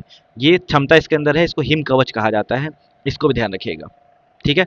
बुलेट प्रूफ जैकेट जो होता है, बुलेट प्रूफ जैकेट वो किसका बना होता है? तो बुलेट प्रूफ जैकेट्स जो होता है वो बना होता है आपका मेलामाइन का। याद रखिएगा किसका बना होता है? मेलामाइन का बना होता है, ठीक है। आगे देखिए, संजय बैटलफील्ड सर्विलांस सिस्टम जो है वो किसने लॉन्च करा है? तो इसका सही आंसर हो जाएगा, बताओ क्या होगा इसका सही आंसर? तो ये हो जाएगा भारत इलेक्ट्रॉनिक्स लिमिटेड ने। बात समझ में आ रही है? इंडियन आर्मी के लिए टेक्नोलॉजी को, इंडियन आर्मी का ईयर ऑफ टेक्नोलॉजिकल एब्जॉर्प्शन के क्षेत्र में संजय बैटलफील्ड सर्विलांस सिस्टम को लॉन्च किया गया है। आगे देखिए, इंडिया ने ज्वाइन किया है Euro drone programme as observer.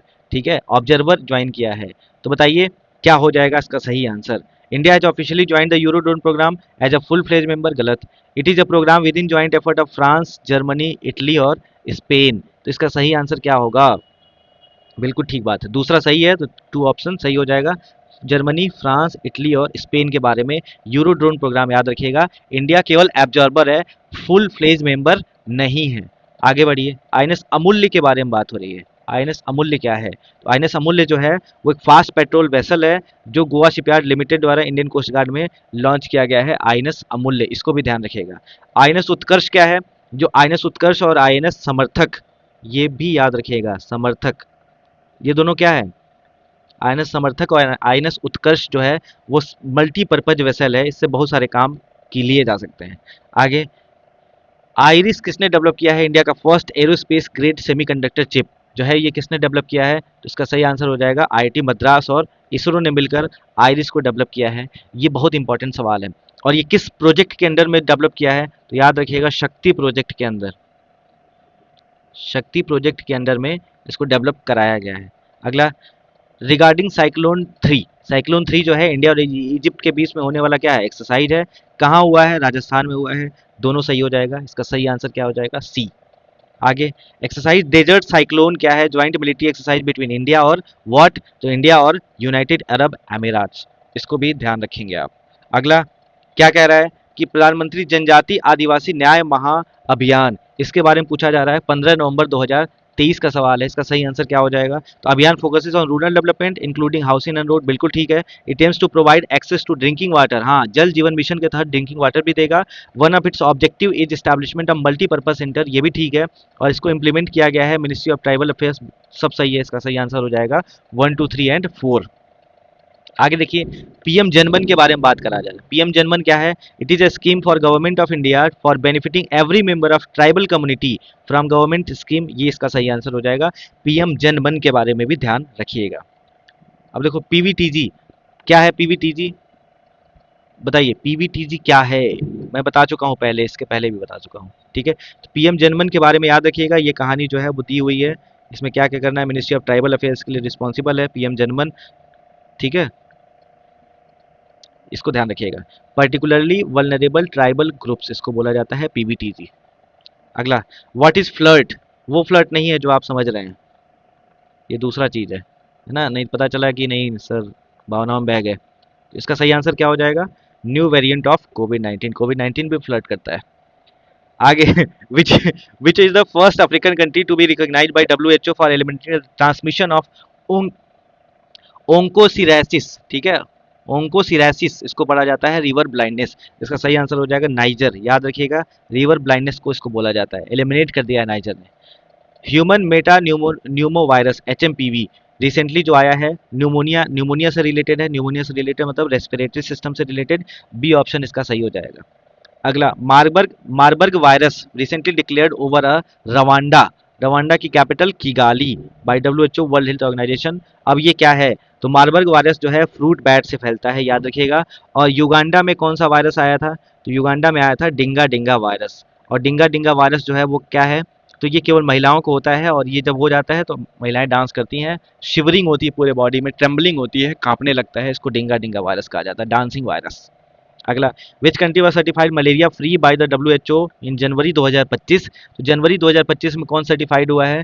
तो जॉर्जिया हुआ है, ये भी याद रखिएगा। और इंडिया में टीबी का टारगेट कब तक है? तो 2025 तक। और वर्ल्ड से टीबी का टारगेट कब तक है? 2030 तक। तो ये सारी कहानी ध्यान रखिएगा। अगला है, एनवीएस 2 सैटेलाइट क्या है?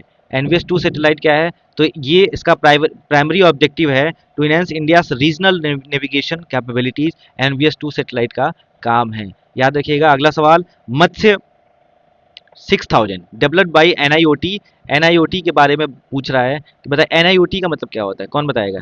एनआईओटी, एनआईओटी मतलब होता है नेशनल इंस्टीट्यूट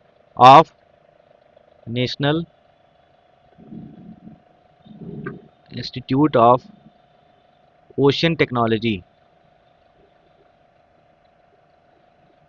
इसको ध्यान रखिएगा। ये क्या है, ये इसका सही आंसर क्या होगा बताओ। हम्म, क्या होगा भैया इसका सही आंसर बताएंगे। डीप सी, क्या हो जाएगा, deep sea mining and biodiversity studies, बिल्कुल ठीक बात है, इसका सही आंसर यही हो जाएगा। मत्स्य के बारे में यहाँ पे लिखा हुआ है, इसको पढ़ लीजिएगा। सतीश धवन स्पेस सेंटर से लॉन्च किया गया था, श्रीहरिकोटा से इसरो ने लॉन्च किया है। जीएसएलवी F-15 डिप्लॉय और NVS-2 सैटेलाइट भी दिया हुआ है। नाविक भी इसमें है, नाविक मतलब navigation with Indian constellation. Matsya 600 deep C submersible design for ocean exploration, particularly for deep sea mining and biodiversity studies, developed by the National Institute of Ocean Technology NIOT under the Samudrayaan mission. ये important है, Samudrayaan mission highlight कर लीजिएगा, Samudrayaan mission. ठीक है, उसके बाद capable of diving to depth of 6000 metre. तो ये सारी कहानी आप क्लियर रखिएगा। अगला, which traditional Indian sports were included in national games for the first time. 38 national games कहाँ हुआ है, तो 38 नेशनल गेम्स हुआ है यूके में। और 39 कहाँ होगा, तो 39 होगा आपका मेघालय में। और जब जो जीतता है उसको क्या बोल दिया जाता है, राजा भलिंदर सिंह ट्रॉफी दी जाती है। उसमें नए कौन कौन से ऐड किए गए थे, मलखम्ब मलखम्ब और योगा। उसके बाद 14th Asian fisheries aquaculture forum कहाँ पर ऑर्गेनाइज किया गया है, तो ये ऑर्गेनाइज किया गया है नई दिल्ली में, इसको याद रखिएगा। आगे, ग्रुप कैप्टन शुभांशु शुक्ला ने सेट किया है become the first Indian astronaut to travel the International Space Station. और 2025 में जाएंगे तो एक्जियोम मिशन से जाएंगे, याद रखिएगा, एक्जियोम मिशन से 2025 मई 2025 में ये जाने वाले हैं, अभी आने वाले समय में ये जाएंगे। ठीक है, आगे इसमें डिटेल में लिखा भी होगा कि भाई it is led by astronaut Peggy Whitson, Shubhanshu Shukla will serve the mission pilot. और astronaut design space and Dragon spacecraft Axiom mission NASA और इसरो का जॉइंट वेंचर है और प्राइवेट मिशन है 2025 के लिए इंटरनेशनल स्पेस स्टेशन जाने का, नासा इसरो, याद रखिएगा। निसार भी है। और इसके पहले राकेश शर्मा जो फर्स्ट इंडियन थे, ट्रैवल 1984 में गए थे, कैसे, सोवियत के सोयूज T11 मिशन से। और इंटर कॉस्मोस प्रोग्राम था, Rakesh Sharma Intercosmos programme से गए थे प्रोग्राम में, और ये सोयूज T11 मिशन से गए थे। अली एआई लिगांग फेस्टिवल जो है वो कहाँ मनाया जाता है, तो ये असम के मिशिंग ट्राइब मनाती है, याद रखिएगा, असम का मिशिंग ट्राइब जो है ये मनाती है अली एआई लिगांग फेस्टिवल। कहाँ मनाया जाता है, तो जोरहाट में मनाया जाता है, जोरहाट असम में। ठीक है, mount ईबू, mount ईबू an active volcano is located in which country, तो इंडोनेशिया, याद रखिएगा। माउंट ईबू हो, माउंट दुकोनो हो, माउंट मेरापी हो, माउंट क्राकातोआ हो, माउंट लेओताबी लाकी लाकी हो, माउंट जो है सिनेबुंग हो, ये सारी चीज़ें जो है इंडोनेशिया के पार्ट में आती हैं। ठीक है, माउंट रुआंग कहाँ है, अगर पूछा जाए माउंट रुआंग, तो माउंट रुआंग के बारे में ध्यान रखिएगा, ये सुलावेसी आइलैंड पे पड़ता है, सुलावेसी आइलैंड पे पड़ता है। माउंट मेरापी तो पता है, माउंट लाओ ताबी भी पता है आपको। चलिए, गुजरात का फर्स्ट बायोडाइवर्सिटी हेरिटेज के बारे में पूछा जा रहा है, इसका सही आंसर क्या हो जाएगा, तो गुनेरी विलेज जो है इनलैंड मैंग्रोव इकोसिस्टम, इसको सही आंसर है। It is situated 45 kilometre, exact नहीं पता, एग्जैक्ट 45 किलोमीटर नहीं है, दूसरा सही हो जाएगा, पहला आपका दूसरा गलत हो जाएगा, पहला सही हो जाएगा। उसके बाद sphere x mission, most important mission हो सकता है। स्फीयर एक्स मिशन जो है ये क्या है, तो याद रखिएगा स्फीयर एक्स मिशन क्या है, तो मैप करना इंटायर स्काई को इंफ्रारेड रेज लाइट से स्फीयर एक्स मिशन का काम है। ठीक है, इसको ध्यान रखिएगा, किसका है, नासा का। अगला, नमस्ते स्कीम के बारे में बात हो रही है, नमस्ते स्कीम के बारे में क्या बताना चाहेंगे, तो याद रखिएगा it is implemented by national सफाई कर्मचारी फाइनेंस एंड डेवलपमेंट कॉरपोरेशन, पहला बात। दूसरा याद रखना है, it ensures safety and dignity of sanitation worker, ये भी दूसरा हो गया। It is joint initiative of ministry of social justice and empowerment and ministry of housing and urban affair, महुआ 1 2 3 इसका सही आंसर हो जाएगा, इसको एज इट इज याद कर लीजिएगा। ठीक है, अगला, नक्शा पोर्टल के बारे में बात हो रहा है, नक्शा पोर्टल जो है वो क्या है, बताइए इसका नक्शा पोर्टल क्या है। अभी मैं आपको पढ़ा देता हूँ, नक्शा मतलब होता है national geospatial knowledge based land survey of urban habitable programme, launch by digital India land record modernisation programme DILR MP। इसमें क्या पूछा जा रहा है, इट इज पार्ट ऑफ, हाँ बिल्कुल ठीक बात है, it aims to update land record both rural urban, the Survey of India is the technical partner of this scheme. इसका सही आंसर क्या हो जाएगा, नक्शा पोर्टल, याद रखिएगा, सारी कहानी इसके बारे में आपको दे दी गई है, इसको याद रख लीजिएगा। ठीक, आगे, where is the headquarter of newly inaugurated national turmeric board, कहाँ पर है, हैदराबाद, निजामाबाद में। ठीक है, याद रखिएगा इसका कहाँ पर है, ये निजामाबाद में। ठीक, और पूछा जाए निजामाबाद कहाँ पड़ता है, तो याद रखिएगा तेलंगाना में पड़ता है, निजामाबाद कहाँ है, तेलंगाना में है, आंध्र प्रदेश नहीं याद करना है। अगला, javelin anti tank guided missile के बारे में बात हो रही है, तो इंडिया और यूएस ने मिलकर, it is developed by Russia, नहीं भैया, इंडिया और यूएस ने मिलकर इसको बनाया है। It is a man portable, बिल्कुल ठीक बात है। Javelin anti tank guided missile क्या है, डिफेंस रिक्वायरमेंट इंडिया का फुलफिल करने के लिए बनाया गया है। तो दूसरा गलत, तो दूसरा गलत, तो ये सारी कहानी गलत, तो पहला आपका सही हो जाएगा। ठीक है, तो javelin anti tank guided missile किसने किसने बनाया है, इंडिया और यूएस ने मिलकर बनाया है। आगे javelin anti tank man portable है, फायर एंड फॉरगेट है, एंटी टैंक गाइडेड मिसाइल है। अमेरिकन डिफेंस मेजर राइथोन और लोकहेड मार्टिन ने इसको शुरू किया है। रेंज कितना है, 2.5 किलोमीटर का। Fire and forget, heat, javelins heat warhead. याद रखिएगा, ये सारी कहानी जो है आपको क्लियर होना चाहिए। अगला देखिए, NASM S R, NASM SR is the name given by India to, क्या है ये, first of its kind naval anti ship missile. ठीक है, तो ये क्या हो जाएगा, नेवल एंटी शिप मिसाइल हो जाएगा। नसम एसआर के बारे में दिया हुआ है, इसको ध्यान रखिएगा। नागालैंड को फॉरेस्ट प्रोजेक्ट को स्कॉच अवार्ड के से नामित किया गया है, ये भी याद रखिएगा। स्कॉच अवार्ड किसको दिया गया है, तो नागालैंड के फॉरेस्ट मैनेजमेंट प्रोजेक्ट को दिया गया है स्कॉच अवार्ड 2024 का, है ना। और नाम याद रखिएगा, नाम कौन कौन लिया है, तो एंगू कोन्याक और वेन्नई कोन्याक ने लिया है। आगे देखिए, which of the following is association with गर्भनी गर्भ दृष्टि। ठीक है, गर्भ दृष्टि के बारे में बात हो रही है, गर्भिणी दृष्टि के बारे में बात हो रही है। क्या है ये, डाटा डैशबोर्ड है, प्रोवाइड साउथ एशिया का largest pregnancy cohort data sets देना है। ठीक है, इसका सही आंसर क्या हो जाएगा, गर्भिणी प्रोग्राम क्या है, मैटरनिटी और चाइल्ड हेल्थ ने इसको स्टार्ट करा है। ठीक है, ये डिपार्टमेंट ऑफ बायोटेक्नोलॉजी के अंदर आता है। ये सारी कहानी जो है आप इसको याद रख लीजिएगा। पूछा क्या जा रहा है, पूछा जा रहा है कि गर्भिणी डाटा डिपोजिटरी जो है किससे एसोसिएटेड है, तो डिपार्टमेंट ऑफ बायोटेक्नोलॉजी से एसोसिएटेड है। ठीक है, आगे बढ़ते हैं। पेंडोरा मिशन के बारे में बात हो रही है, that was recently seen in news is associated with, तो ये हो जाएगा पेंडोरा मिशन नासा का। पेंडोरा मिशन क्या करेगा, 2025 में लॉन्च होना है, कि जेम्स वेब टेलीस्कोप के साथ में ये सारी चीज़ें जो है करनी है आपको। क्या करनी है, एटमॉस्फेयर का देखना है, ये सारा क्लाउड को देखना है, हैबिटेबिलिटी को देखना है। ये सारी कहानी एक बार फिर से आप पढ़ लीजिएगा, मैं आपको इरेज कर दे रहा हूँ। पेंडोरा मिशन याद रखेंगे, नासा का है। आगे देखिए, which of the following natural feature in New Zealand not been granted legal personhood. Whanganui river को सबसे पहले दिया गया था, माउंट तारानकी को दिया गया था, टी रिवर को दिया गया, इसको नहीं दिया गया था। तो इसका सही आंसर क्या हो जाएगा, माउंट रिवाफ्यू। ठीक, आगे देखिए, India first green hydrogen hub कहाँ बनाया गया है। इंडिया का पहला ग्रीन हाइड्रोजन हब जो है पुडीमाडा का आंध्र प्रदेश में बनाया गया है। उसके बाद पुनात सांगचू, ठीक है, मांगदिच्छू, पुनात सांगचू, छू जहां भी आएगा वो किससे रिलेटेड होगा, भूटान से रिलेटेड होगा। इंडिया और भूटान की कहानी यहाँ पर चलेगी। आगे देखिए, इंडिया लिंक करा है कॉन्ट्रैक्ट विद रशिया तो for procurement of 3M54 Kalibr Clubs S missile. Club S missile के बारे में बात हो रही है, belongs to which category of weapon, तो विच कैटेगरी ऑफ वीपन हो जाएगा, इसका सही हो जाएगा एंटी शिप क्रूज मिसाइल के बारे में बात हो रही है। The ACADA system developed by DRDO is primarily used for detecting, तो किसके लिए डिटेक्ट करने के लिए ये यूज किया गया है, तो बताइए इसका सही आंसर क्या होगा। इसका सही आंसर हो जाएगा chemical warfare agents and toxic industrial chemical के लिए अकाडा सिस्टम को लॉन्च किया गया है। Which decommissioned Indian navy ship is being transformed into India का first underwater museum. India का पहला अंडर वाटर म्यूजियम INS गुलदार को बनाया जा रहा है, ये भी याद रखेंगे आप। उसके बाद इंडियन नेवी का set are participating in IFR 2025 in Bali Indonesia, तो इसका सही आंसर क्या हो जाएगा, तो INS शार्दुल और P-81 एयरक्राफ्ट इसका सही आंसर होगा। व्हाट इज कार्तेमी, कार्तेमी क्या है, कार्तेमी रिसेंटली सीन इन न्यूज, तो कार्तेमी जो होता है वो क्या होता है, तो इंडिया का first CAR T cell therapy है, ब्लड कैंसर से रिलेटेड है। As per India space exploration road map, by which year does India plan to establish its own space station, Bharat Antariksh station, तो इसका सही आंसर क्या हो जाएगा, इसका आंसर हो जाएगा सर सी। इसी के साथ हमारा स्लाइड होता है खत्म।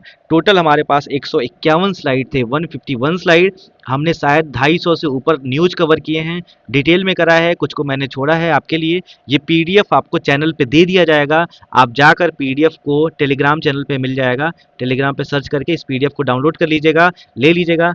13 अप्रैल को जिसका भी NDA CDS का एग्जाम है उसके लिए मेरी तरफ से ऑल द बेस्ट। आप जाइए, खूब अच्छा करिए, जीवन को अच्छा बनाइए, क्योंकि एग्जाम अच्छा होगा तभी जीवन अच्छा होगा। कोई दिक्कत नहीं आएगी, आपने जो तैयारी करा है वो परफेक्ट है, आप अपनी तैयारी पे पूरा भरोसा रखिएगा। जो मेहनत करा है वो कभी भी खराब नहीं होता है। राम अवतार त्यागी की कविता है कि एक भी आंसू न कर बेकार, जाने कब समंदर मांगने आ जाए। ठीक है, याद रखिएगा, सबके पास सब कुछ होता है, पॉसिबिलिटी हर जगह होती है, इसीलिए पॉसिबल होता है सब कुछ, संभव सब कुछ है। करने वाला हो तो कर सकता है, नहीं करने वाला एक्सक्यूजेस देता रहता है, पूरे जीवन एक्सक्यूज देता रहता है, फिर भी उसका कुछ नहीं होता है। मेरे भाई, इस बात को विशेष रूप से ध्यान रखिएगा। सब लोग अपना अपना सबसे पहले अपने स्वास्थ्य का ख्याल रखिए। स्वास्थ्य का ख्याल रखने के साथ साथ आपको अपनी पढ़ाई नहीं भूल जानी है। थोड़ा बहुत ज़्यादा प्रेशर मत लीजिएगा, 2-4 दिन आराम से थोड़ा टाइम लगाइए, थोड़ा दिन में पढ़िए, रात में आराम से सो जाइए, मॉर्निंग और इवनिंग वॉक कर लीजिए, परिवार से फैमिली को टाइम दीजिए, मम्मी पापा भाई बहन जो भी हैं, फैमिली इंपॉर्टेंट है यार, सबसे पहले फैमिली से भी बात किया करिए। और सबसे ज़्यादा इंपॉर्टेंट है खुद से बात करना। अगर आप खुद से बात नहीं करेंगे तो आपके लिए फिर मुश्किल हो जाएगा। डिप्रेशन है, स्ट्रेस है, फ्रस्ट्रेशन है, परेशानी है, रोना है, दुख है, ये तो दुनिया में सबके पास है। आपके पास क्या है? खुश हैं आप खुश हैं? क्या आपके साथ रहने वाले लोगों को खुशी दे सकते हैं?